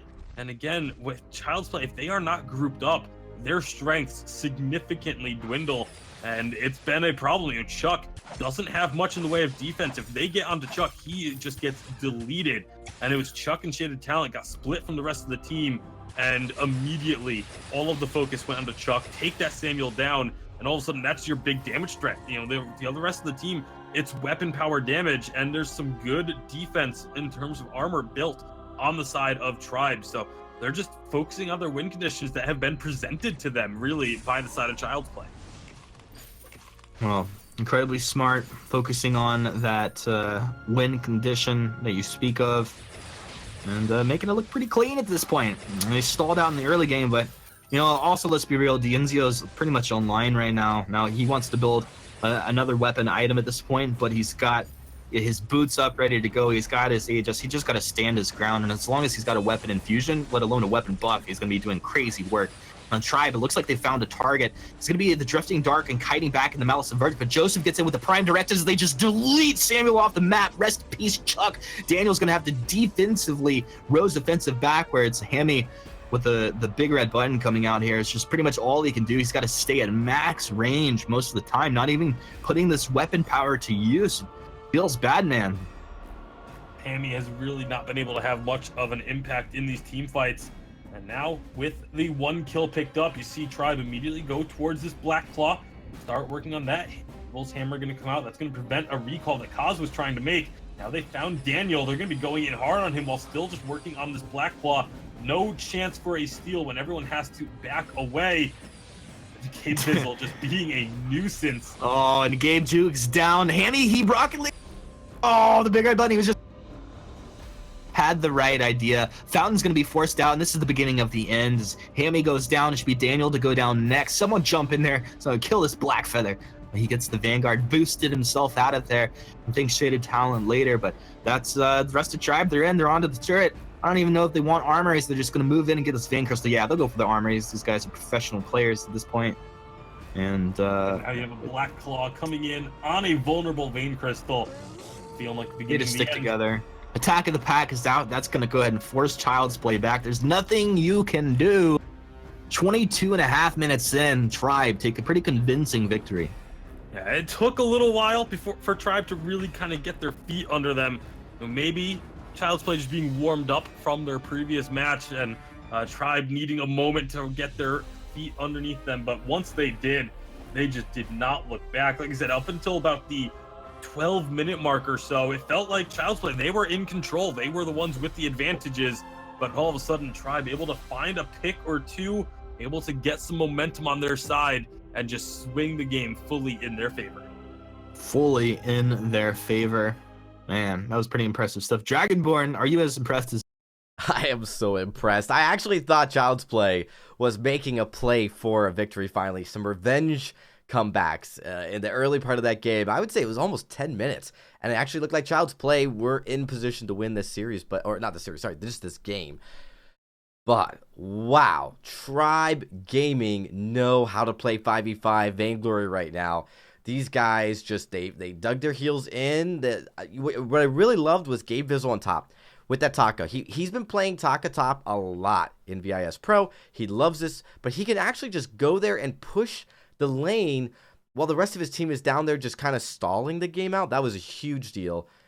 Something that, you know, I think is really important. If you're watching, the way Gabe Bizzle doesn't falter and the fact that his team can just stand their ground against a full 5-man team of Child's Play and allow that split push to happen, that was important. They were able to get some turrets. That was actually when we started to see the turret objectives still even out, even though they were losing pretty drastically in the team fights at that part of the game. So big deal for Tribe to keep themselves in that game. They kept the gold lead very close, so that, you know, they were able, once they did start winning team fights, they were able to get right back into the match. So congratulations to Tribe on taking this first game, and that means we are getting ready for game number 2 of this best of 3.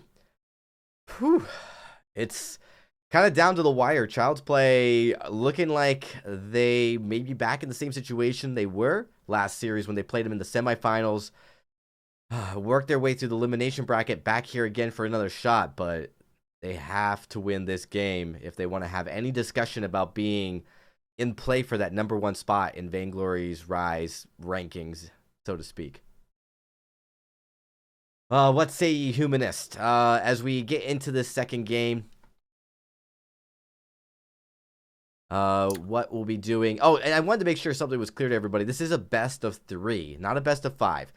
VISPRO here in the spring season. We are, doing something very quick. This is a fast-paced tournament, and because of that, we wanted to keep things pretty quick and dry as we get ready for the preseason. But Humanist and Tasty, we are just about ready to get into draft. Once I get the all clear, and when we do, what can Child's Play do differently? I think, if anything, it kind of felt like they had momentum. What can they do now to try to get that back?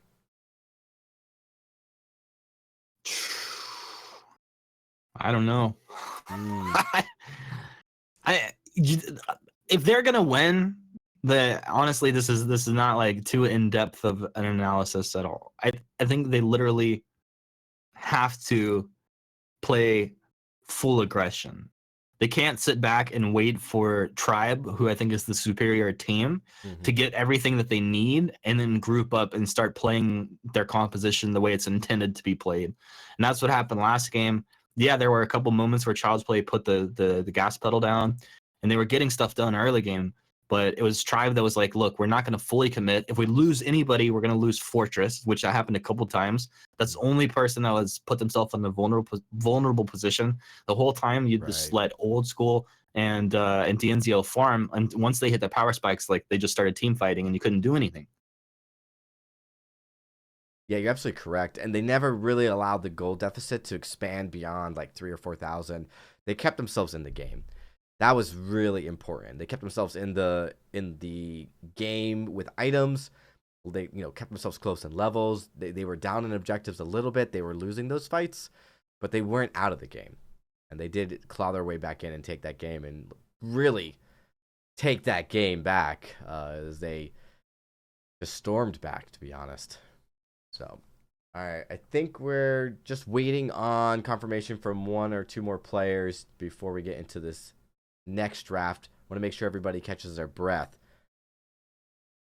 as I think we'd like to catch our breath too. Would be nice. I'm wheezing over here. Oh no, you're on the West Coast, man. Come over here to the East Coast where it is already very late. But I'm actually running on a treadmill while I cast. Wow, that's really practical. Yeah, I'm training, you know what I mean? Sufficiency, it's life efficiency.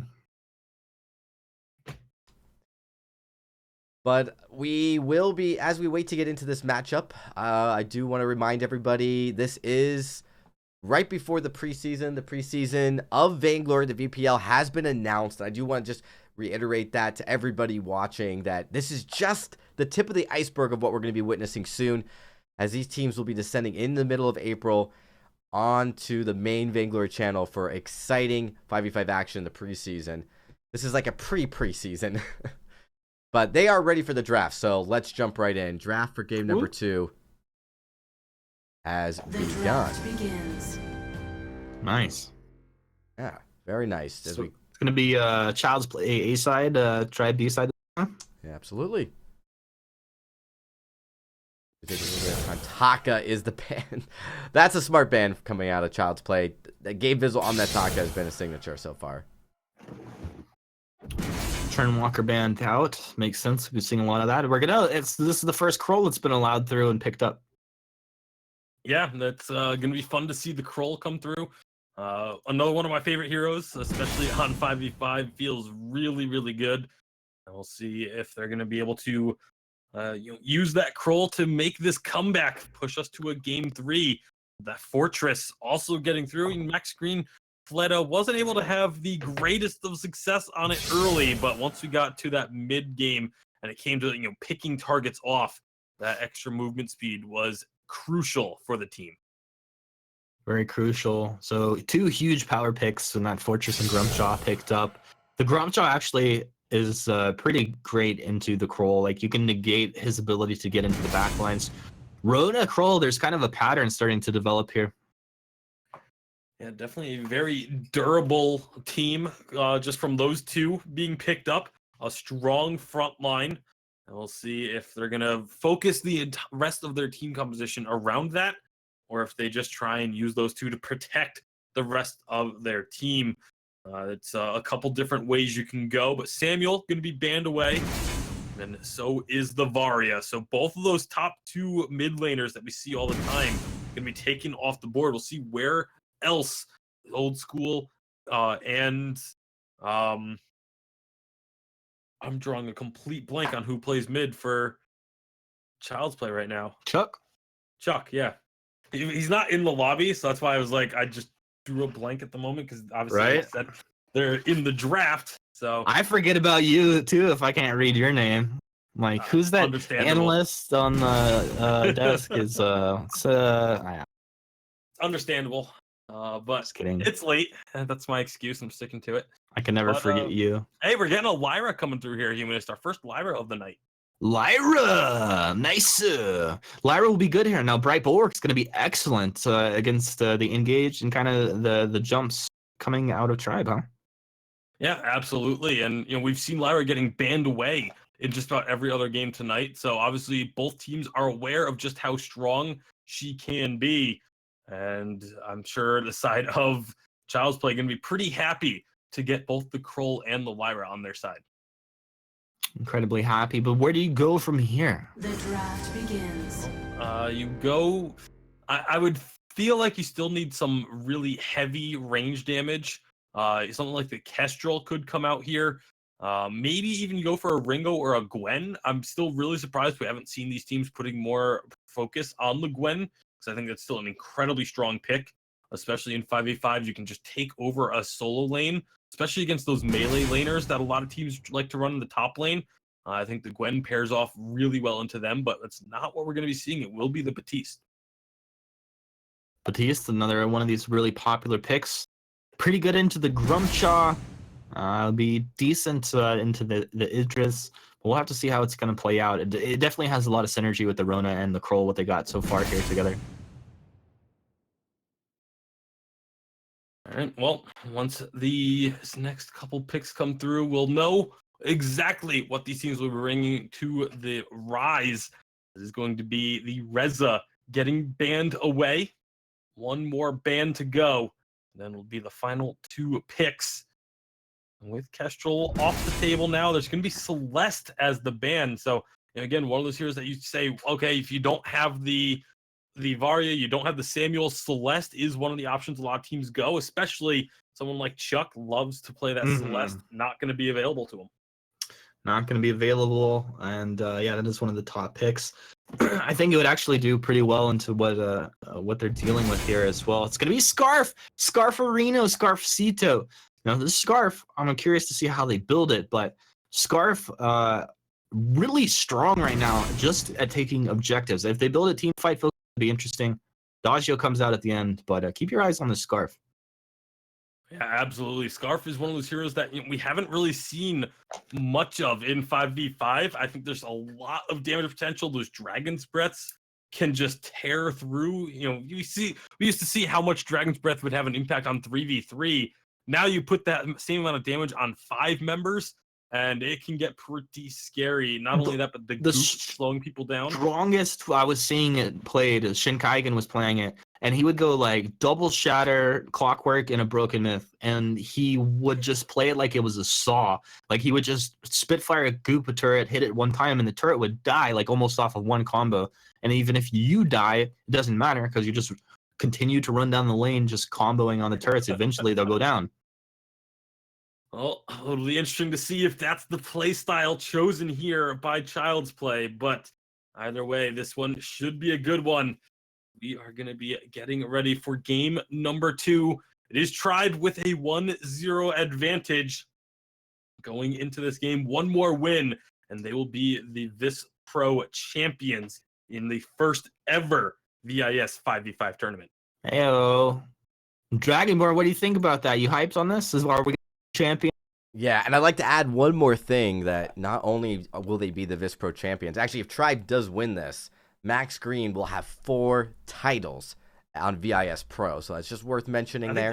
Old School is up there in VIS Pro titles as well, isn't he? Old School as well. I think this would be Old School's 3rd or 4th. I'll have to fact check that. Now that they're together, Old School lost the last one to Tribe, so now that they are together, it should be interesting. But $1,000 to the winner only is going to be on the line as well. So winners, all 5 members, or 6 or 7, whatever it is, they're going to get a total $1,000 prize pool, only to first place. So that is also on the line. Worth mentioning, because that's not a small amount of money for a quick 1-week tournament. Yeah, that gets you a hamburger out in San Francisco. I'll get you like 20 hamburgers out here in Pennsylvania. But all right. A couple. No, that's a nice chunk of change. I'm sure these guys, that's pretty exciting. So if Tribe win this, man, that's going to be money in their pocket. Absolutely. But it's also kind of exciting just to see this roster just carry over so well to 5v5. Like, we talked a lot, Tasty, you and I, like, privately, like how, you know, these people would really have to put in the time if they wanted to master 5v5 really quickly, because everyone else is going to be coming for their heads. They're going to come for that title of being the best. And this whole group, this whole squad here, Old School, Gabe, Dienzio, they have put in a lot of time, and it is showing up big time. Oh, absolutely. And I mean, when this roster was first announced, my thoughts were, you know, this is a terrifying team, but are they going to be able to synergize together? And thus far from what we've seen, the answer is absolutely yes. And I mean, for a squad like Tribe to put up performances like they have been in VISPRO, it's just going to make the whole presence that they have when they get to VPL that much more intimidating for all of their opponents. So this has definitely been a very, very good showing for the Tribe squad. Indeed it has. Yeah, now I want to go search how many. I believe it would be 4 for Old School as well as 4 for Max Green. And that's the real reason why they came together as a team, so that they could just stay even on VISPRO championships. Exactly. That was the master plan. That's really why they came together. The secret behind this whole thing, this whole deal. All right. Well, you know what? As much as we love to talk about all of these things esports related, we are about ready to jump into this matchup. I'm really excited for this one. This could be it, ladies and gentlemen. This could be Tribe taking home another VIS Pro Championship, or Child's Play coming in here and throwing us to a game 3. We're going to find out right now as we look to get to the rise here in just a few seconds. But we want to thank all of you guys for tuning in here tonight. It's been absolutely a thrill to bring you guys this tournament. It's been really crazy the last week and a half, but all of it came together just the way we had hoped.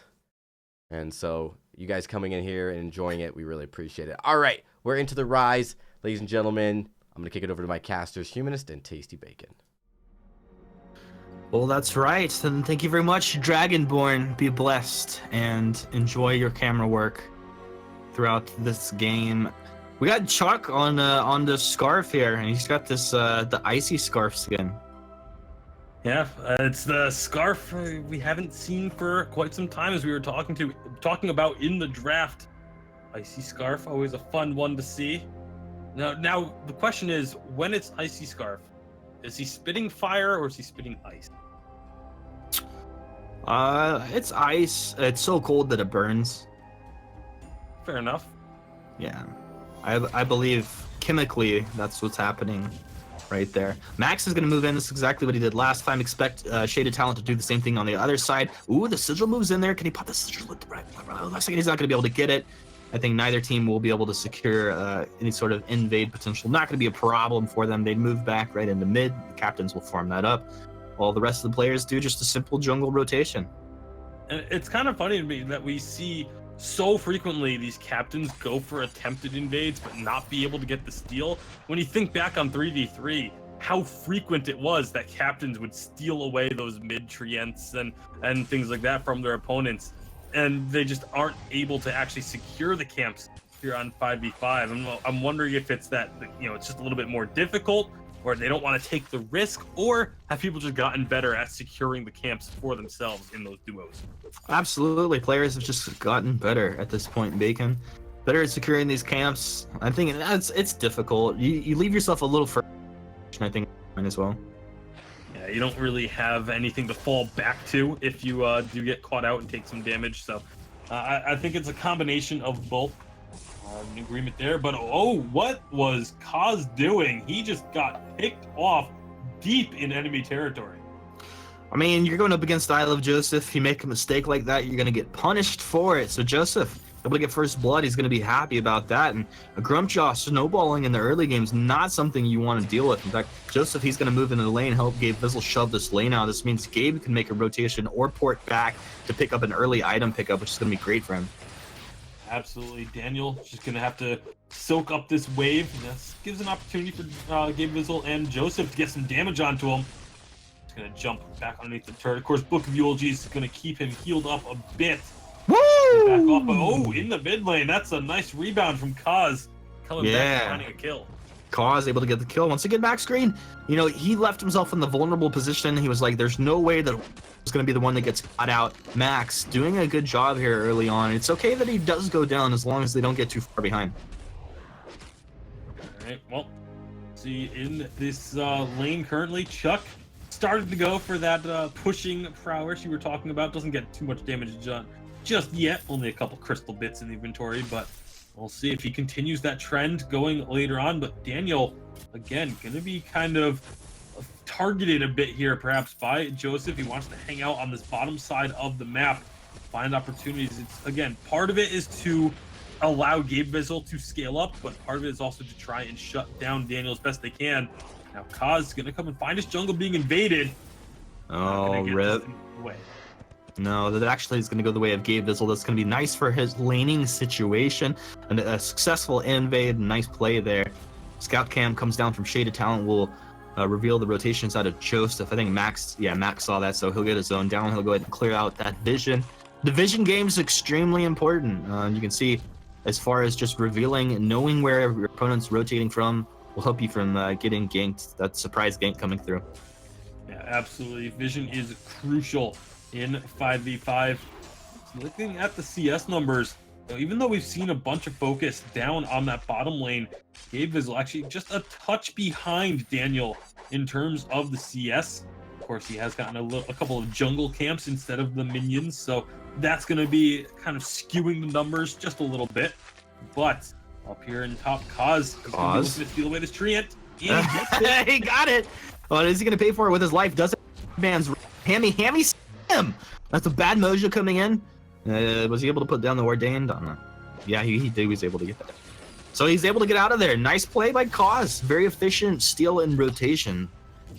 Steals away the buff and then just immediately goes ahead and grabs himself the treant. And because he's a Kroll, he's now back up to full health. After, you know, there being thoughts of, is he going to be even able to get out of there alive?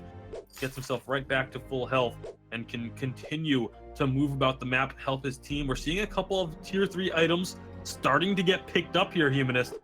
Got the tension bow completed for I Love Joseph and for Kaz. Both of them taking advantage of those river shop. Once again, though, we see Dienzio on this Kestrel. He's just sitting under the turret. He doesn't care. Like, if you're going to get under the turret, he's just going to fall. It's not a problem. And Kaz is going to be forced to get under there if he wants the gank. Now, Kaz, he's on Max here. The chakram coming through, doing pretty good work. And he activates that Spectral Smite, almost getting the kill on Fleta, aka Max. Down in the bottom, actually, there's the kill on Daniel. Daniel caught out by I Love Joseph. That was not even the stuff to use. He just got completely caught out there. Yeah, and that's kind of the difference between the way that Dienzio is playing this and the way that Daniel is playing this. D'Enzio, when he's getting pressured, he's just more than happy to sit under his turret because he's that Kestrel, he's that ranged. He can sit behind his turret, whereas Daniel, being the Rona, even when he gets pushed in, he can't just sit underneath the turret. He has to come out a little bit in order to get those minions, and it unfortunately forces him to have to play a little bit more aggressive than what D'Enzio is able to do. And as you go later into this game, that's going to lead to advantages for D'Enzio. When you look at these, which of these solo laners is going to be able to make a big impact, D'Enzio is going to be online much sooner. Yeah, D'Enzio's happy to just sit here and farm. He's not, really hasn't felt the pressure. I would expect him not to overstep himself. He's one of these players that's very patient and happy to just sit back and farm. That's like literally what he wants to do until he has the items and has the advantage where then he'll kind of pull the trigger and then go to kill you. Cause he's gonna land the ultimate, but Joseph able to get the stuff there and spit him out right off of his teammate Joseph taunting. He really saved Old School's booty right there. Old School quite happy to be alive at this point. Cause will be able to get in there and steal up the Crystal Strand. Chalk will be able to apply some pressure in the lane, but that was a nice cancel. Yeah, that's what we were talking about. You had mentioned it in the draft, that Grumpjaw able to just kind of deny Kroll those aggressive plays when he goes in, keep him off your back lines, and we got to see it firsthand just now. So expect to see that multiple times throughout this game, although Gabe Bizzle in trouble. And a little bit of in trouble, but they just turn around and jump right in there. Daniel starts to spin with Red Mist. He's got to back up, get out of here. Shaded Talon doesn't really be the front line. Cause is getting work done, but he's put himself out of position. He's got a double buff there, the crystal buff, the weapon buff. Now they collapse. Joseph goes to the wall. He's grumpy. He's angry. The damage is coming out here. Old School starting to put out a decent chunk of damage on the CP Idris, but not enough that they really want to continue into this fight and commit all the way into it. So everyone will be able to get out of there safely. Just but kidding. Maybe not going to be the case.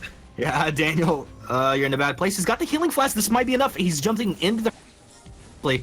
Cause gets his weakness stacks off. They can stand their ground now. Arcane passage in. The Red Mist. But Gabe Bizzle winds up with the Arcane. Oh no! He got done. They're able to turn it around. That was absolutely insane. I was going to say Arcane Judgment, the verse of Judgment, but his huge play. They absolutely turned this around. Joseph stays alive. Unbelievable plays. And that was, you can see Child's Play. They had such a hungry engage and got punished for it. Yeah, the huge verse of Judgment, triple stun connecting as a result of that, just keeping the team alive. Big turnaround by Gabe Bizzle and company. And we'll see if they can find some more momentum off the backs of that. Again, such a close skirmish. But in the end, the big play goes to Tribe. Now they rotate up into mid, wanting to try and keep Chuck away from this turret. Been able to chip it down a little bit. Not really going to be enough to put it in danger of falling, though.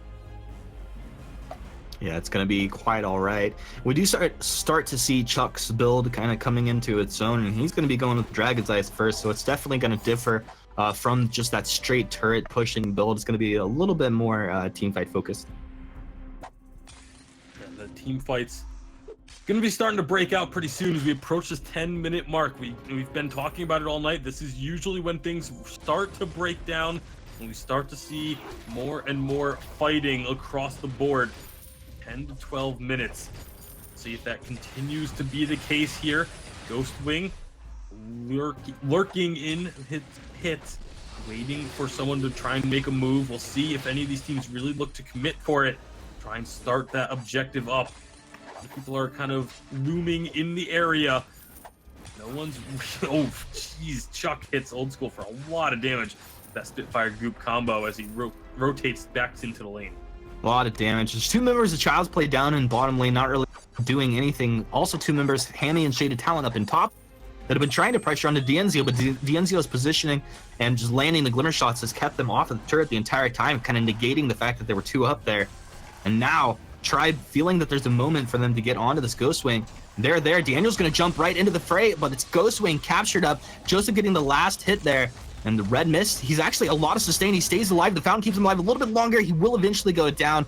Old School, he's able to get that kill, so he's 1-0-0 at this point. 69 last hits. Old School really coming into his own on this Idris. Absolutely. This is the part of the game where Idris starts to become pretty scary. Once he gets that perk going, now here we go. Shaded Talent. Boots in, they're stuffed up. Shaded Talent should be able to just Arcane Passage out of this, right? There you go. There's the Arcane Passage. That's one of the reasons, like, it's really tough to use stuff onto the Lyra, or like if you're an opponent, you force to cord the Lyra, like you always just get trolled.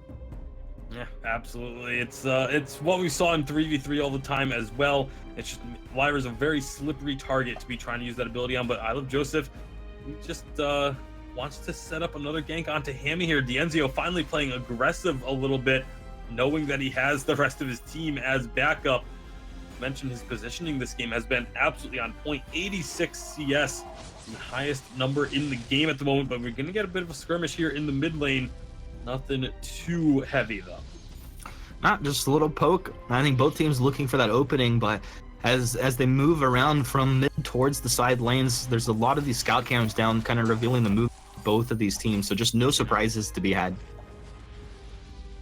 So there's definitely, like you said, that vision incredibly important in these matchups. As you mentioned, you can see where your opponents are, you can see where they're making movements, you can see where they're trying to set up plays, and just immediately be able to answer. Up in this top lane, Hammy trying to get some damage onto D'Enzio, trying to get some damage onto the turret. It's going to be a skirmish happening along the way. A lot of members here in this river. Yeah, I mean, both the teams just trying to find that opening. And that was Hammy throwing out the fearsome shade onto D'Enzio. D'Enzio reflex block that stood his ground. D'Enzio starting to hit pretty hard now. An aggressive play out of D'Enzio. Backside of Hammy. Glimmer shots raining down. Cause comes through. D'Enzio, he's got the active camo, tries to proc it off, but Joseph's there. Joseph saves Zio. Zio, what's the positioning? Because this is going to be super dangerous. He spits Cause out. D'Enzio drops back into the bush. They had a scout cam there. I'm pretty sure they should have seen that, but I guess Hammy wasn't able to get into position to maybe throw a bad mojo or something, so he's going to be able to get out of there. What a scary place to be for Zio. Absolutely a scary position to be in, but it works out in the end. All's well that ends well for that Kestrel, but now Chuck, he's going to be the target. Get your boots and get out of there, Chuck. Dude, Scarf don't be on the front line. Oh, the Spitfire, the damage. Oh, it comes on through. They're able to get the child. A nice kill. They should be able to get a turret because there's pressure up in top. Joseph, he's up in top. It looked like he wanted to pressure. Yeah, oh, he started to port. It kind of trolled me out. I'm actually surprised that they just took that tower and then moved. Like they could have stuck around in mid and pushed for a second turret instead. Hammy, fearsome shade. He's on a Joseph, ordained on a Zio. He's gonna come back, try to get him into the active camo. He's got the stun. Hammy trying to get back. Do you have a healing flash? Do you have anything? He's got the. It's not enough. He goes down. He got played. And in the meantime, his team is taking Ghostwing in the bottom, but Tribe knows what's happening. Tribe's going to leave 2 up top to take the turret and a couple to maybe steal Ghostwing. It's not going to happen. Ghostwing does go the way of Child's Play, so it's going to be an interesting next couple minutes here.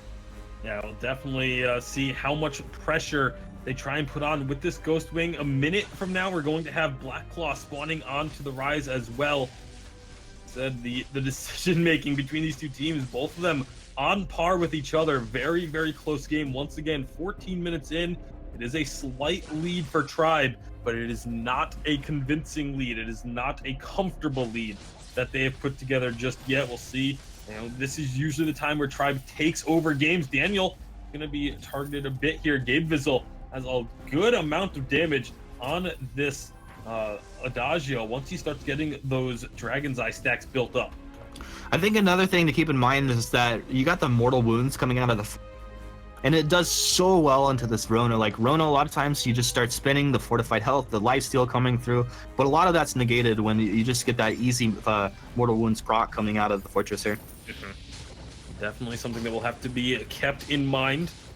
It's a lot of healing will be canceled. Now, you mentioned the sustain that Rona has getting negated by that, but also the healing from Lyra, the Fountain of Renewal, all of that also being heavily reduced with the mortal wounds. So a nice rotation from the side of Child's Play to go down, take that bottom turret with relative ease. But now, is we going to have a fight in our hands? I'd be surprised if they jump. Well, no, the Ghostwing buff just times out, so it actually would have been a decent fight for them. There's 4v4 towards the bottom. Still Hammy and Zio hanging out in the top lane.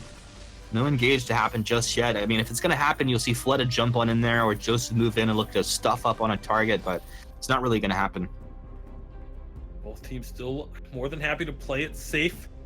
Got Blackclaw on the map. Here's going to come the engage. The Mark Chuck, they're going to run for Joseph. He's found Hammy, does he have a fearsome shade to throw out here? No, it's actually on cooldown. That sucks. Shaded Talent can't get in position to help his team, and Hammy will go down. No, there's a fight happening here, but this leaves Daniel down in the bottom lane. Daniel's going to be able to take a turret. And this would be awesome, dude. If they can fight without getting caught here, stop ports back, Daniel would be able to continue to push. Let's see what's going to happen. Child's Play, landing the Spitfires, Joseph getting hit here. And it's Dragon's Eye stacking up, but it's like they don't want to go too hard here. They're not aggressing too hard. In fact, now Daniel, he's on the turret. That turret's dropping low, but Zio, he clears out the lane minions. He's going to start to get some breaking points. Gabe Bizzle's going to round him up, and Daniel should die here, I'd imagine. Stands the ground, the red mist spins up. He's going to get hit with that sigil, gets the movement speed buff, and he's out of there. Now Cause, suddenly Cause is the one that's in bad position. Cause, oh, Shadows empower you, jump in, he stays alive with the reflex and the healing flask. He's gonna boomerang that from Hell's Heart coming around. Does he find the stun? Yeah, he finds that full stun right there. Who's gonna be the first to go down? Zio, he drops low, but active camo back out the other way. Zio stays alive on a sliver health. How's he gonna do it? Daniel gets in there, Daniel gets a kill. It's a bloodbath. Scarf takes down the Grumchuck. Interest takes down the Rona. Now you guys are on the wrong side. Do you know which side you're on? No, it's an inverted map. I don't know. Scarf goes down. Cause, can he get the weakness stacks? No, he can't. A triple kill comes through for old school.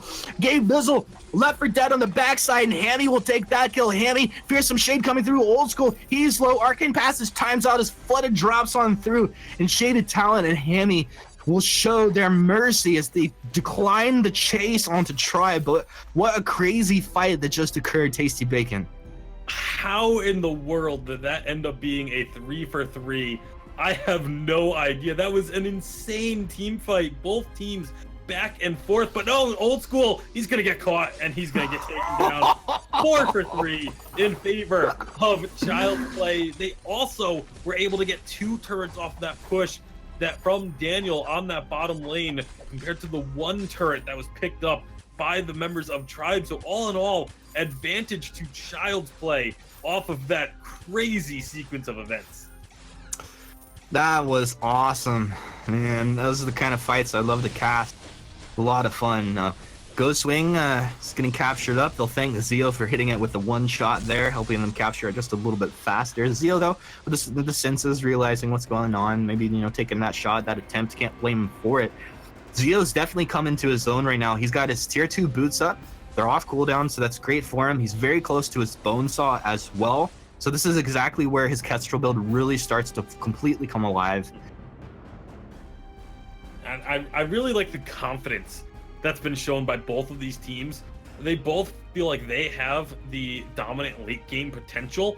And that's why this game was so long of just both teams farming back and forth. And we didn't really get those crazy full-on team fights until just now, because they were both just saying, you know what, let's just get to the late game and we'll win then. We'll win those team fights. And the fact that both squads had that mindset and we're more than happy to just let this game farm out to late means we're going to have some explosive team fights here down the stretch. Zio's got a bone saw right now, finally been completed. He's got the weapon buff. This would be a good fight for Tribe, assuming that the Kestrel doesn't get caught. But you can see right now the Spitfire is doing a lot of work. They want to get in position to get onto the turret, and there you go. Attack of the Pack comes out, and who's going to be the target? It's actually, they switched to old school. That is the key target, but a Shiver Strike, he gets out right on the edge. Oh, the Spectral Smite him down, and that's Joseph able to get that stuff and move back with Shaded Talent with the Arcane Passage, gets himself out of there. You don't want to get the Lyra, and that's exactly why you trolled yourself. Another team fight, barely getting away unscathed, was old school and Kaz. They were both so incredibly low, and now as they back off, the fight's happening on the Tribe side of the map means that they're able to get back to base and get back out very quickly. We'll see if they try and push it up and force an issue around this Black Claw. Black Claw's been sitting around waiting. It looks like Tribe, they want to at least get the vision control in this area, throwing down scout cams. We'll see if they actually start up this objective or not. Now they know that they've got this area under their control for the time being. You see Child Play trying to get themselves into that spot as well, trying to get a little bit of vision down for themselves to see what's going on, but this is going to lead to a team fight sooner rather than later, you feel? I feel it, Bacon. Right now, Heart doesn't connect. From Heaven's Heart, Child's Play.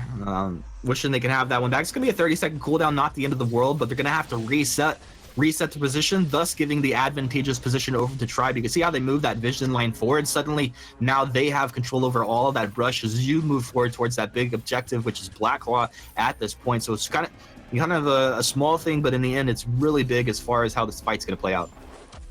Ghostwing about to spawn. Looks like that is going to be where Tribe wants to make something happen now.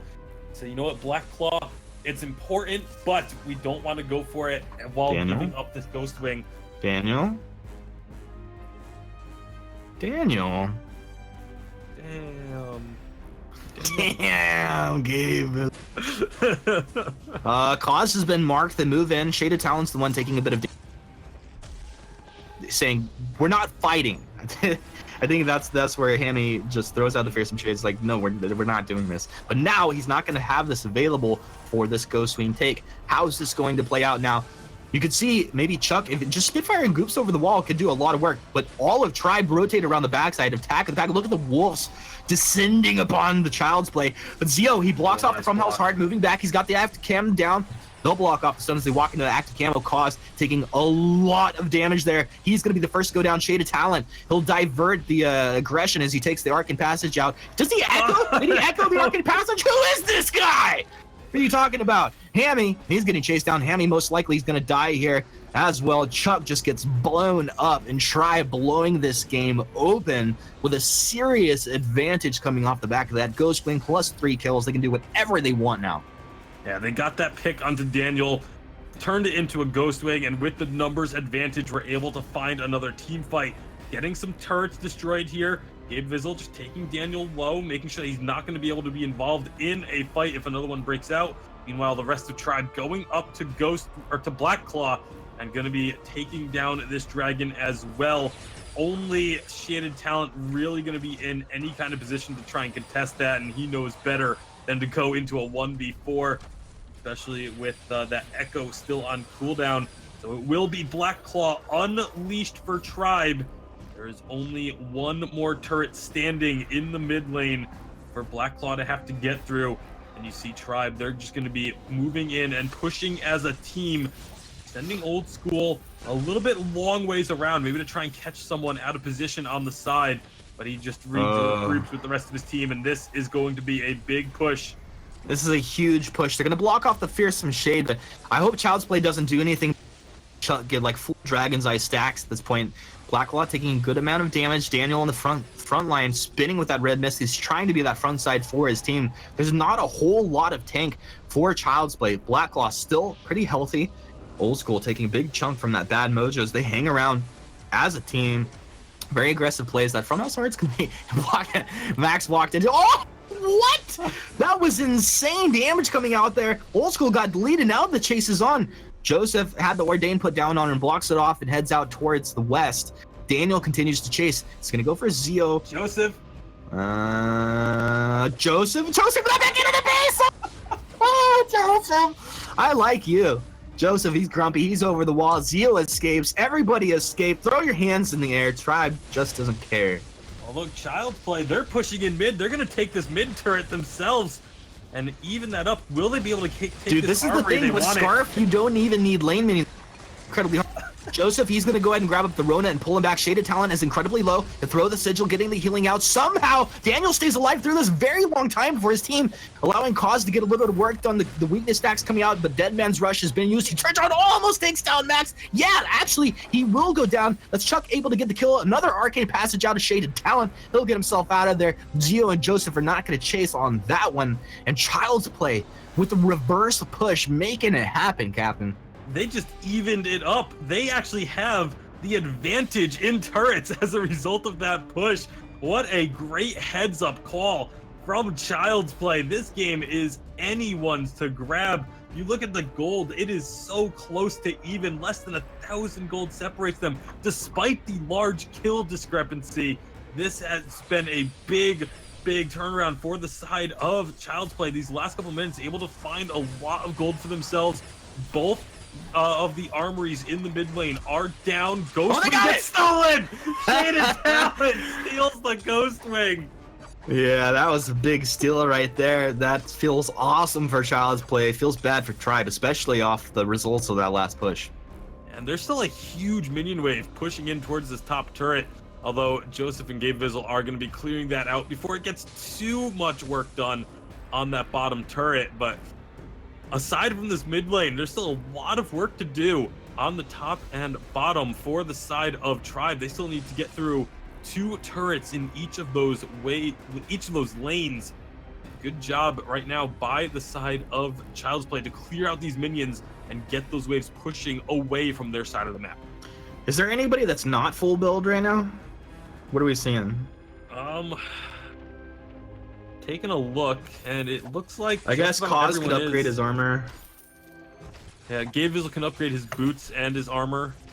It's really it. It's mostly just a couple people just needing some boots. I Love Joseph still only has a piercing shard in the inventory there, but most everyone else is full build. So this is where things really start to get heavy these last few minutes, because the game is not gonna be able to last too much longer unless these team fights go dead even. Black Claw has landed. Oh, Look at the sneakiness.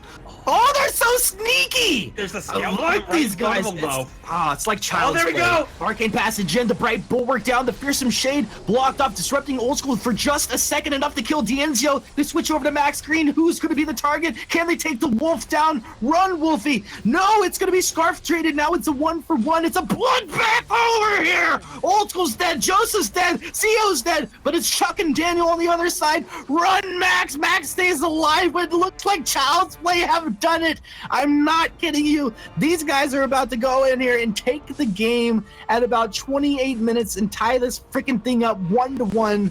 Unbelievable. Wow. That was fun.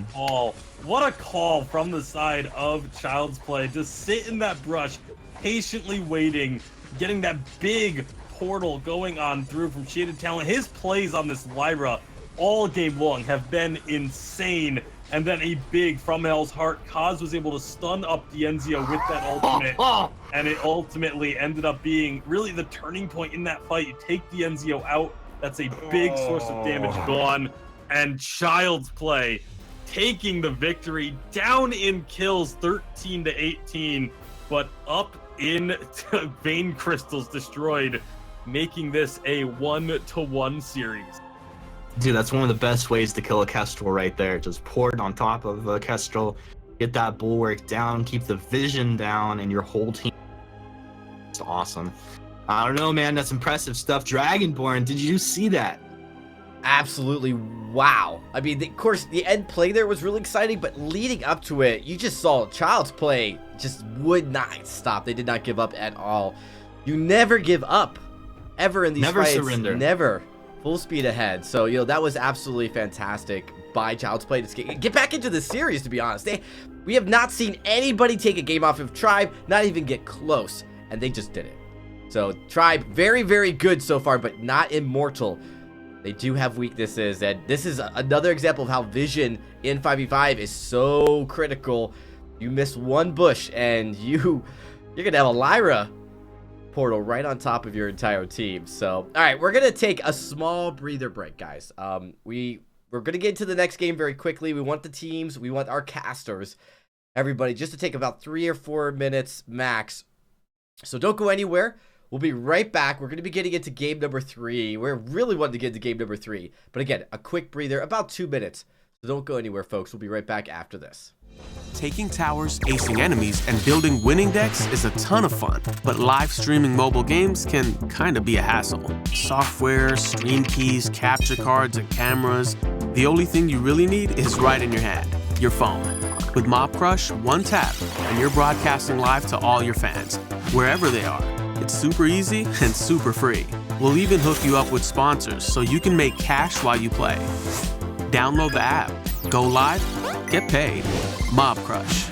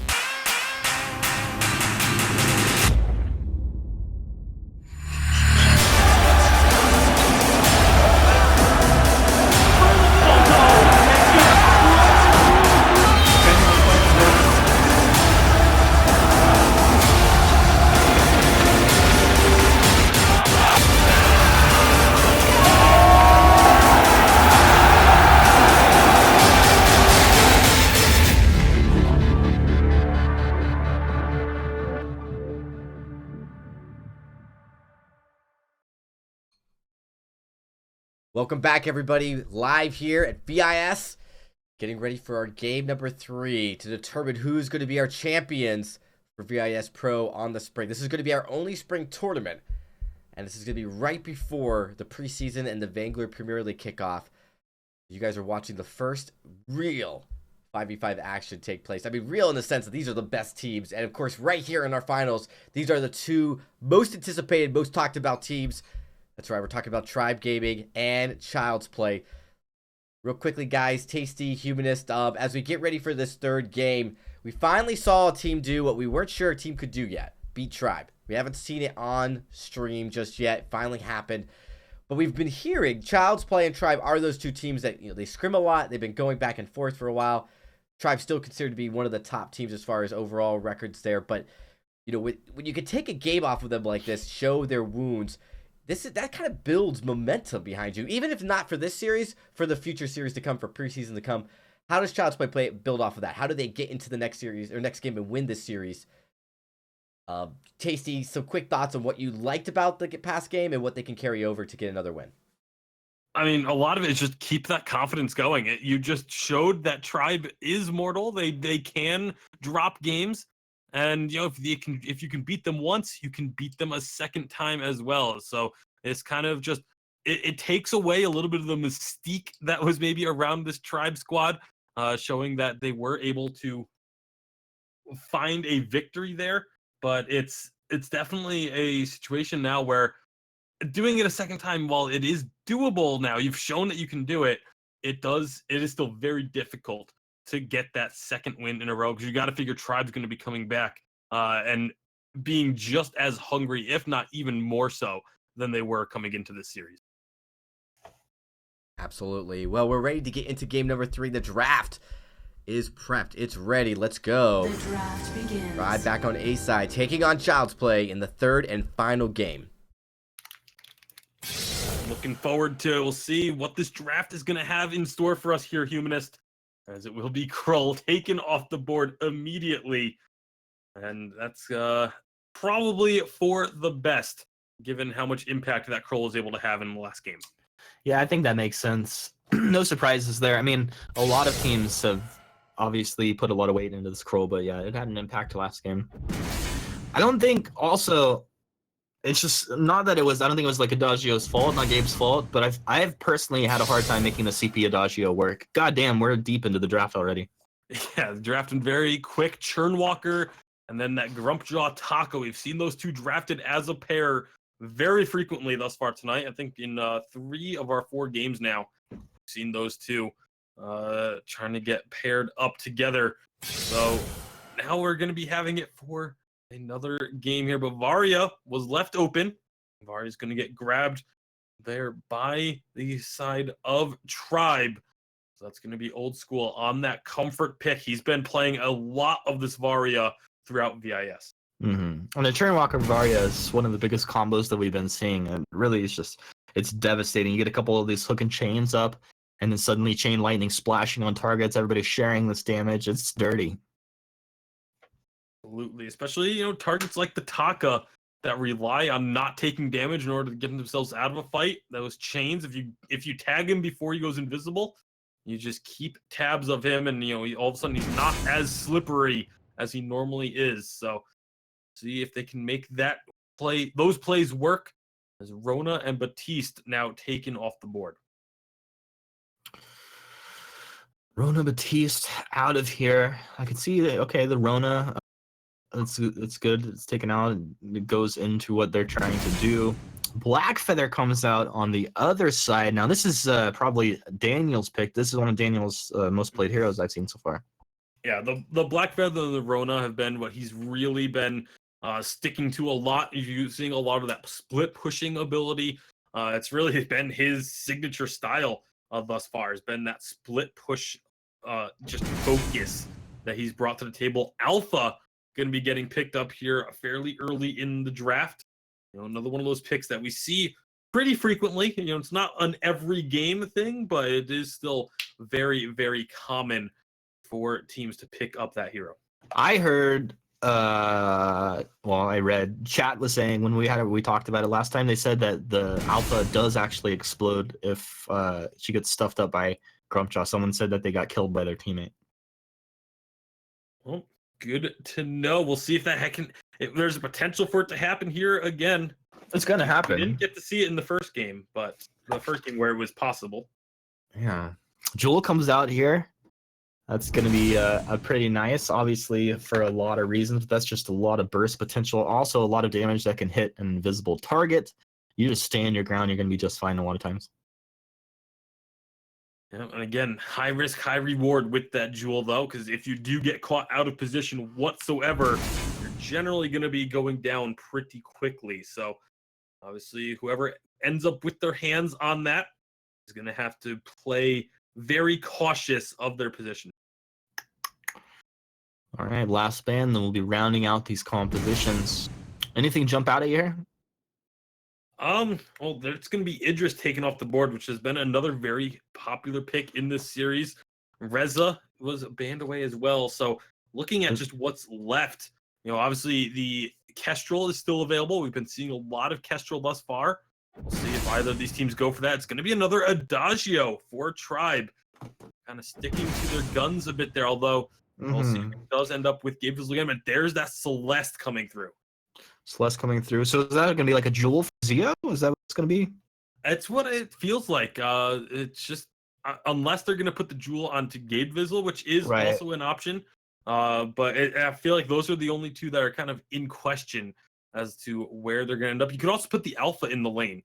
And remembering back, Zio actually has played Jewel in the past. Not a ton, but he's actually a very smart and aggressive Jewel player, like the kind of player that will realize exactly when his power spikes to take those turrets down and just start shoving lane super hard. Yeah, we'll have to see. Will the Jewel go into Dienzo's hands? Will it be potentially even in the jungle? Or it can kind of have free reign of farming for a bit, make some impact plays by jumping into a lane with the Rocket Leap for a gank. It could definitely work out there as well. And the Alpha is very strong in the lane too. So, well, it's plenty of options available to the side of Tribe. As you look over on the side of Child's Play, you pretty much know where each of those heroes is going to end up. There's a lot of damage output potential on both sides. I don't know. I'm liking what Tribe have put together, though. There's not like a ton of CC, but there's a lot of if someone does get caught at all, they're just going to get put down. Yeah, it's. I think this one's pretty even in terms of the draft. There's some good range damage coming out from both sides, but also a lot of engage potential on both sides as well. So it's really just going to come down to execution and those rotations that we always touch on. Who's going to make those big movements, the big full team-wide movements into a certain lane to try and find an advantage, take advantage of the minion waves being pushed in, and control and manipulation of each individual lane. All right, Dragonborn, any final thoughts after this draft? Just that this is game number 3, and I am as excited as anybody to see this conclude. But I'm also excited that we went to a game number 3 because it does mean that, we really legitimately now don't know if Child's Play will take this or not. Like before, a lot of favoritism towards Tribe just because they have been so dominant. Mm-hmm. Could Child's Play actually get the revenge sweep or the revenge take back in this series was a big question mark. And now I think we're at a point where we're going to finally find out who's the number 1 team going into preseason. Woo! So I'm pretty excited for that. I mean, like you guys were saying, look at the draft. I mean, it's kind of the same looks that we saw earlier in game 1, but with some change up. We're seeing Alpha being picked this time. We are seeing the Lyra back on Child's Play. I mean, Shade Talent on the Lyra was fantastic. Some really impressive arcane passages to get in and out of sticky situations. So yeah. And also that final arcane passage to like just drop that bulwark on the entire Tribe so gaming. Good. So really excited, but we're just about ready to get into this game. Everybody, this is it. Make sure if you're watching, if you know someone who isn't watching, let them know this is it, guys. VISPRO Championships will be crowned at the conclusion of this match because this is the final game. This is a best of 3, game number 3. It's what we really kind of like all hope for. deep down inside, like, we want all of these to go to 3 games at the very end just because it's so exciting. But Absolutely. well, we're in the game, so I'm going to kick it over to my amazing casters, Tasty Bacon and Humanist. Take it away, guys. Thank you very much, Dragonborn. You're pretty amazing yourself, and hopefully we'll have an amazing start to this game. Child's Play kind of flexing here. Flood walks right into the brush, immediately met by a whole bunch of basic attacks coming out. It's going to put him on the back foot, and I wouldn't expect him to do anything aggressive, and probably just going to port back immediately. Yeah, you can already see just channeling that recall. He's going to go back to base, which will allow a little bit of free reign for the side of Child's Play. But again, we saw this happen in game number 1, where Flood was forced to recall early. Doesn't actually end up having any sort of impact on the rest of the game, so nothing to be concerned about there. No problems at this point. Shaded Talon just hangs out in mid, getting those last hits. Nothing new there. All laners and junglers splitting that farm as they move through the jungle. And so all things pretty normal at this point. Yep, a very standard start. We do see Gabe Vizzle also going back to base early. Gonna grab himself a couple of items and a couple minion candies for himself as well. In that top lane up against Daniel, we already touched on the fact that Daniel loves to play this split pushing style, but how about this? The 2 side lanes for the side of Child's Play, Taka and Blackfeather. There's not really any range coming out from the side of the map. It's all going to be on that Celeste from Chuck. So putting a lot of trust into Chuck to be able to be that ranged carry, and going to be relying on the rest of the team to help keep him safe.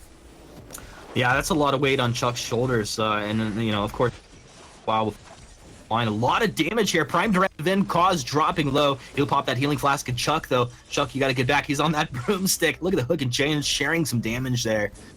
Max walking in the brush, try to get a hook and chains over the wall. Chuck's low, but the sigils there from Shaded Talon will keep him in fighting shape. Chuck should be able to farm underneath his turret and not take too much damage. I should be okay. You see Old School trying to do as much as Daniel's caught out on top. Oh. Joseph's there with a healing flask. I don't think that's enough. Daniel's going to go down the court. They're in first blood for Tribe in game 3 of your finals. That will be I Love Joseph picking up that first blood bonus. Gonna be see what he does with that little bit extra gold. Kaz is gonna be showing up to make sure he doesn't steal away any of that jungle, and so then Kaz can soak up some of that experience in the lane perhaps as well. Minions dying to the turret, never great for a team. You don't want to let those minions go without someone being there to soak at least the experience off. Zio moves up. He's going to try and get the last hits on this healing tree, and if Hammy could steal that, that'd be great. He won't be able to, though. It does go the way of Zio, and this is exactly what this Jewel wanted right now. You throw out a couple more Thunder Strikes, any harass you take, you're going to be right back in fighting shape. This is great for them. Cause makes the rotation down with Shaded Talon, but they're just not in a position to really do anything. And on top of that, Zio's going to be getting his own healing treant as well, so this is just like a win-win situation. Yeah, definitely going to be a nice position for Zio to be in. They're actually going to continue rotating and just get a little bit of extra gold onto Dienzio with that weapon treant. Obviously, actually, I was expecting Joseph to take it, but they're going to give it to Zio. Yeah. Really wanting to put a lot of resources into this Jewel and get Zio online early. Yeah, this is actually, no, Shaded Talon's here and he's going to help Hammy out, but this is a situation where, like, when you have full health, maybe you got the weapon buff like this, you can actually land a couple Thunder Strikes and suddenly Taka's laning phase can become much harder than it should be. Yeah, or at the very least, you force then Shaded Talon to have to be down here. You're not too concerned about a Lyra Taka bursting you down as a Jewel, so you can play it safe. You force Shaded Talon to have to spend a little bit more time in bottom. It opens up maybe some opportunities on the other side of the map. You can see Tribe trying to take advantage with 3 members up in the top, but Kaz is there as well, going to be helping to make sure that Daniel stays safe. Yeah, I don't think Kaz is going to get in there. That's a dangerous situation. Kaz hangs for a while, but he's going to go and port back. Daniel's just going to be under his turret here a lot of the time, and kind of expect that at this point. He's just going to wait for, a couple items and then start moving around the map. Dienzio, has he been caught out here? He avoids the core collapse. He's got to get the healing treant here. This is a big deal. Nope, not going to happen. That goes over to Chuck, I think. Avoid the original damage. And dude, he dodged out like the first 30% of skill shots coming out there, and he stays alive. His teammates have rotated down. Suddenly, Hammy's the one's in trouble. Solar Storm comes on through. Torment to pull him back, almost like the Torment Rocket Leap combo, but just a little bit off the mark there. Either way, Dienzio's going to stay alive, and that's a real big win for Tribe. Yeah, and Hammy staying alive as well is going to be good for Child's Play. Take a look. It's going to be Dienzio using the big red button just to farm up. Make sure he clears out that minion wave quickly. Try and make things difficult for Hammy. And also just buying himself time to go back to base. Hammy wants to try and stop that recall. It actually doesn't have to commit to it. Now he's got to be careful, although we do have 3-on-3 down here if something were to start up. If they want to. Zio's low on health. I don't think... I guess if... It looked like he definitely wanted to go ahead and port back, and that's why Joseph actually took the healing camp. Otherwise, he would have given that to Zio. Absolutely, but looking across the map now, again, this is very similar to what we've seen in the last few games of neither side really getting them a big advantage early on. These two teams are very even through the early game. Starting to see some tier 3 items come to fruition. Gabe Vissel going for that first item, alternating current, which was a little bit different from last game. Last game, he actually went for the Dragon's Eye first, and he's immediately putting that alternating current to use on Daniel. Yeah, Daniel just got lit up right there. Gabe knows his Adagio, man, and putting a lot of damage out here. Why the game does go on, but right now, that was a nice aggression in the lane. Yeah, I mean, Gabe Vissel, obviously very comfortable with the Adagio. We've talked about in 3v3, it was always old school's Adagio, but oftentimes in the last year, when Cloud9 would pick that Adagio, Gabe Vissel actually was the one who ended up with it in his hands. So he's very familiar with this hero. I love Joseph going to be coming in, helping to take down that first turret. Yep, Fountain forced out as well. Shaded Talent is going to be on cooldown. Fountain forced turret taken, and both members getting out alive. Maybe going to be looking for a little bit more. Oh, they're going to jump in. Oh, no, Daniel was rooted up. Ow, no. I think he got the last hit, but he got trolled out and killed there. Shade Talent tried to throw the Arcane Passage to him out. It wasn't enough. Cause he found himself an alpha. Can he get the Termination Protocol off? Nope. He's right into the Infinite Reboot right underneath the turret. The turret, though, didn't have him focused immediately, and that'll be the Healing Flask plus the Fountain coming out. He almost stayed alive there. Now, Cause, he wants to stay on target. But look at Gabe Vissel. Gabe Vissel's going to drop a heal, maybe get himself that buff and turn around. They have a lot of damage if they play this correctly, and Child's Play are going to respect it. They're going to back off. In the meantime, Chuck is in mid lane, just dropping Heliogenesis down, making him go supernova, and he's going to get a turret for free.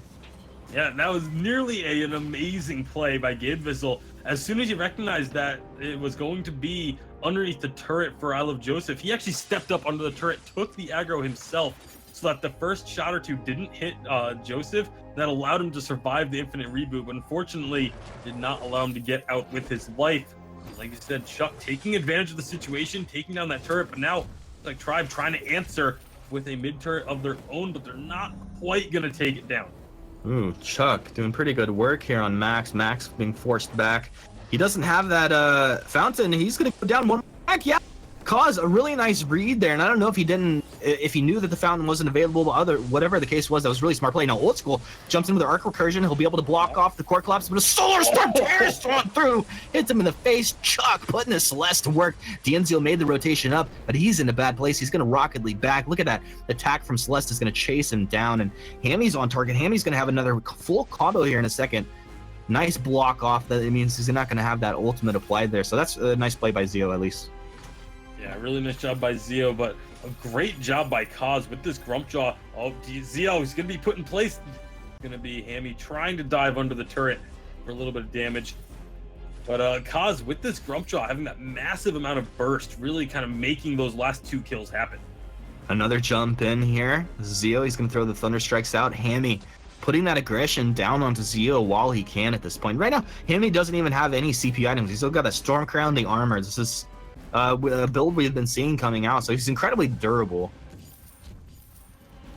Very, very durable. Doesn't have a ton of burst just yet, but will be getting to that point pretty soon, you'd have to figure, as he's able to just farm up this wave without really any opposition.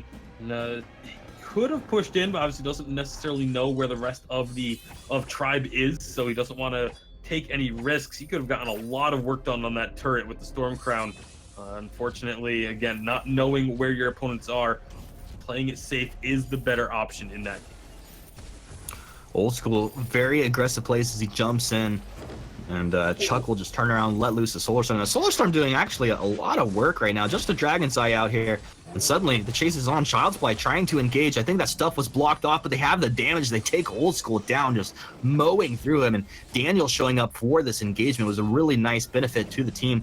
They're onto the turret now, and they're going to back off. But that's pretty significant damage that got put out. Gabe Bizzle ported back, and it looked like he wanted to port back and make his way to mid, but just too late for the party. This is already disbanded.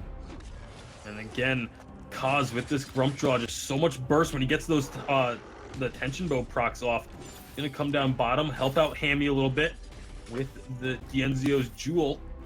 Dienzio again getting those weapon buffs pretty consistently are helping to keep that bottom lane turret alive. Everyone's kind of grouping up in this general vicinity around Ghostwing. See if anything comes to fruition as a result. Zio's definitely getting a lot stronger by the minute with this Jewel. He uses that big red button just to farm out the wave there. It doesn't put him in any danger at all. He can take that, just wait for it on cooldown. He senses danger, so this is a really smart play. I like it a lot. Yeah, obviously when you're a weapon-powered Jewel, the big red button's not going to be having a ton of impact in the middle of a team fight. So using it just to clear out those waves from safety definitely works out in the end. Try and take out these scout cams, and every scout cam you destroy helps your team have a little bit more vision control over your opponents. Getting it, denying information away from them is so crucial. Zio realizing this is a moment he wants to potentially have fighting capabilities. He's got a level 10 weapon infusion. He's on to Daniel to start. Hammy trying to force the lane forward, though. We'll eventually get back Expressu, then the Chitin over the top. Solar Storm comes in, catching on to 3. A nice block on the Trespass will get Hammy back underneath his turret. Cause a very scared Grumpjaw play as he'll get Grumpy back under his own turret. Shaded Talents here, Chuck as well. Well, Chuck is going to make these Helios just rain. An Arcane Passage in, super aggressive play. Child's Play, are they going to look to reposition backwards as Zio's on the backside? Zio is the target isolated. That's the one they want to be able to take down. Gabe Bizzle, he's able to take down Daniel. It's only traded 1-for-1. Now Cost moves back, stuffed up. He took Fleta back. Another Solar Storm comes on through. That'll be the kill for Chuck. And now Anvil's Hammer is going to start to rain down through, but the fight is essentially over. A 2-for-3. Tribe coming out on top. That was pretty crazy. Yeah, very actually surprising that Tribe comes out on top there, because Dienzio, I love the idea behind what he did there, taking the Arcane Passage through to try and get onto Chuck. But when he wasn't successful in taking Chuck out, thought for sure that it was going to be the side of Child's Play getting a team fight victory there. Although they didn't win the team fight, they do actually get the turret. So all in all, I gotta say, still a slight advantage for Child's Play when everything is said and done. They get themselves just a little bit closer to pushing these waves and objectives down against their opponent. Gosh, that was a pretty crazy fight. I hope we have a couple more like that. We're getting close to the 14-minute mark of this game. It's pretty even across the board. 7-5 advantage to Child's Play. And if they can have a fight like that, again, they could easily go their way. They take a big objective and just push. And you can see Tribe getting surprised here. Absolutely. It's going to be a lot about, again, keeping Chuck safe on the backlines. That's what the team is focusing on. If Chuck gets out of these fights alive, we've already seen how hard he can push in a lane and how quickly he can take turrets with that Celeste, with those supernovas. And so it's all about just making sure Chuck stays alive, use that Grump Draw to try and burst down a target. But for the most part, everyone is just sort of staying back and playing a bit of defense on this Celeste. Ghostwing can be started up. There is a scout cam in the pit, so the Tribe knows this is happening. Are they going to be able to try and make a steal? Max stunned up. The Ghostwing's going to be going the way of Child's Play, and Old School is Old School tilted? Old School actually, he tried to use the arc recursion to jump into the pit, get a steal, and jump out. But he wasn't able to actually jump out of the pit. I didn't see if he got stunned or if it may have been actually the bright bulwark getting thrown down that prevented him from jumping out of the pit. But brightest bulwark. He jumped in and was not able to jump back out. Oh my gosh. And Black Claw has landed, Bacon. And with Ghostwing active and Old School down, it's a great opportunity for the side of Child's Play to start up this objective. Okay, so how do you play this if you're Child's Play, and how do you play this if you're Tribe? If you're Tribe, I think you just sit back, wait, get this bottom wave pushed out like they're doing, and then that the Black Claw is going to be coming down the mid lane. Get yourself in position to defend it, but they're a little bit too far forward. But thankfully for them, Child's Play doesn't try and capitalize. Now it's all about just regrouping in this mid lane and trying to minimize the damage that Black Claw does. Chuck's a freaking monster of a Celeste, dude. He's just been putting in work, and we've known this for a long time, but it's we knew it on 3v3. Now we're getting to see it on 5v5. And also in the draft, like you mentioned it as well, like there's a lot of weight on the Celeste. There's a lot of things that his team can do, but the damage does have to come out of the Celeste, a lot of it. Now, the first base turret's going to go down. They're going to be on the armory. Black Claw still incredibly healthy. Chuck gets in range for the Helios and the Supernova to get damage there, but he's trying to stay out of range so he doesn't get caught. Old School dancing around with the Arc Recursion. Stormforge Spears getting that AoE damage down, and they're going to lose the armory. And with that Child's Play, they just back out. Honestly, Child's Play in the last couple minutes looks like the more polished team. Yeah, they are just rotating through very cleanly. In that Black Claw defense, there really wasn't much being done by Tribe. They weren't really getting damage onto Black Claw. They weren't getting any damage onto their opponents. And a lot of it has to do with Chuck on the Celeste, just keeping everyone at bay. It's so difficult to try and get into range for the members of Tribe because they know they're just going to get hammered with Helios as soon as they do. And it's a lot of it for Tribe is going to be it feels like they're almost relying on trying to catch someone out of position and get a pick. That was nearly Old School getting picked off there, but he did recall just in time. Yeah, that was some spidey senses coming out here. And, I think there's a couple people in this game that have quiet. Joseph on the Alpha has felt quiet to me. Also, Daniel on the Black Feather has felt quiet, but at the same time, somehow Daniel's having an impact. He's getting damage down and forcing the movement of key targets through these fights. Yeah, I mean, Joseph, you mentioned he felt quiet, but he does have 3 of the kills and has been a participant in 4 of the 5 kills for the team. So he has been making moves around. It just hasn't really been effective. Fleta has actually been, I think, very quiet to me on this Churnwalker. Haven't really had any big trespasses or anything really connecting. That's the Endless Hammer going down. See if a fight does break out. There's some chains onto Daniel, immediately pulling him back in, but he just breaks that chain quickly, and Fleta took a lot of damage. There's a Solar Storm. Yeah, he's got that clockwork, so why not throw it out here? The fight's on. Zio's the target that they want, but Zio is the out, dude. He's got the Oz jumps back in onto Fleta. The trespass is big stuns coming out. You gotta reset. Cause he tried to get the target stuffed and move back, but suddenly the fight's starting to fall apart. Now Hammy, he's on the backside. If Zio can find the damage, he'll be able to find the kill. But Daniel's there. Daniel has backed up his Taka, and he's got the kill. Joseph put into the infinite reboot, and Chuck comes through with the supernova. They're able to get the kill. Arcane Passage coming on in. And Fleta's gonna take a wild ride on through, but one more Helio, and he goes down. Double kill for Chuck. Gabe Bizzle's in a bad place, stunned up and chopped down. Chuck will go down at the end of it, but it's an ace for Child's Play. And ladies and gentlemen, I don't know what's about to happen. Is this about to be GG? Because Daniel, he's on to the Vein Crystal. 5 seconds for Old School to respawn. Child's Play are doing it. Is Child's Play about to take the championship of VISPRO? Unbelievable. Nobody would have made this bet to start with. Well, a couple people out there, but I bet if you polled the majority of people, they would have bet on Tribe, and for good reason. But holy smokes, Bacon, that just happened. Child's Play coming through big in the end there. Chuck on this Celeste was unbelievable. Kaz was making plays left and right, on this Grumpjaw, able to get the advantage for Child's Play early. And of course, I don't think we can ever overstate how much shaded talent meant to this series. His Lyra plays were absolutely fantastic in both games 2 and 3. A phenomenal job across the board. And like you mentioned, most people, ourselves included, would have had our money on Tribe. And unfortunately for them, Child's Play stepped up in a big way and found themselves with a victory and as the VIS 5v5 Spring Champions. That's pretty awesome. Feels really good for Child's Play. Tribe put up a good fight. They could have done some things differently. At the end of the day, Child's Play made it happen. And that's impressive stuff right there. Dragonborn, are you feeling impressed yourself?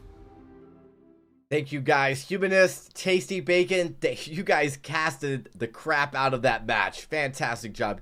That was an incredible series that we just witnessed, and it's only the beginning of 5v5 here in Vainglory. It's only the beginning of the season.